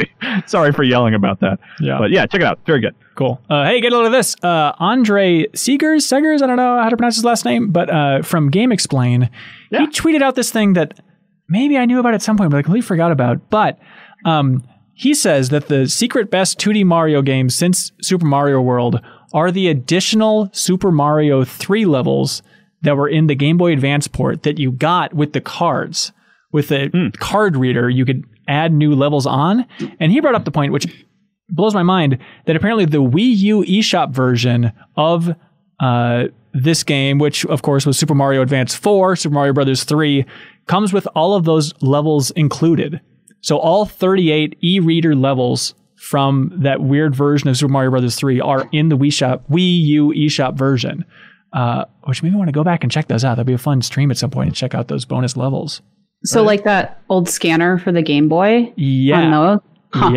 Yeah. Which I thought it was like, okay, there's some weird stuff you can do with it every once in a while, but I forgot that you can add levels, but that's a weird idea. Also, I saw like there was a Resetera thread a while ago about like, yeah, I opened up the Wii U eShop and I was amazed how many retro games are in there. Like you forget that store eventually was just overflowing, and now it's like, all right, that's in the past. Moving on. It's the best virtual console, honestly. Oh, of course, yeah. Wii U. Like if you want to, buy legal Super Nintendo games and stuff, that's the best way to do it, hands down. Yeah. Jeff, do you have one from the community? Yeah. Hey, get a load of this. I believe Roland posted this. It is a video from a guy called Mark Rober, and it will just make your day. This guy, apparently he built a, like Ultimate Ninja Warrior obstacle course for the squirrels in his yard that would steal seed from his bird feeder. How cute. And it is insane what these squirrels have learned to do and go through to get to, this. They're still raiding his bird seed feeder. Of course. But it is... And he filmed it really well and kind of walked through how he built everything, and it's just a delightful thing to see, and it will make you happier. Fantastic. Yeah, the other nice thing about the video is he also takes the time to be like, this is why this will not hurt the squirrels. Oh, really? Like, very cautious of it's really cool. I've seen that, yeah. Confuse them, but not torture them. I got it. Exactly, yeah. Well, hey, thanks to everybody that has watched or listened to this episode of the MinnMax Show. If you enjoyed the show, please help share it with a friend. Also want to remind people that this Sunday at 6 p.m. Central, we have the call-in episode of MinnFax. So if you support us at the $20 tier, even if you bump it up right now just for 1 month, you'll be able to call in and talk to us about whatever you want to talk about. The floor is yours. If you want to talk about a game you've been playing or something that's happened in your life, we're happy to answer any questions or listen to your monologue and, shoot the S, as they say. But thank you to all of our $50 supporters. That's Captain Stubbs 1, I Am 8-Bit, Jawarhello, Rob Hudak, Zachary Pligge, BeatenDownBrian, TheSmak, Mark Seliga, Andrew Vala, Mirko Arico-Torreno, Jesse Vitelli, Yarrow, Michael Jaques, Adam Walker, Ludwig Roque, Andrew Sanford, Matthew Paxton, James Smith, and David Lacolucci. Thanks so much, everybody. Be good. Have fun. Let's go.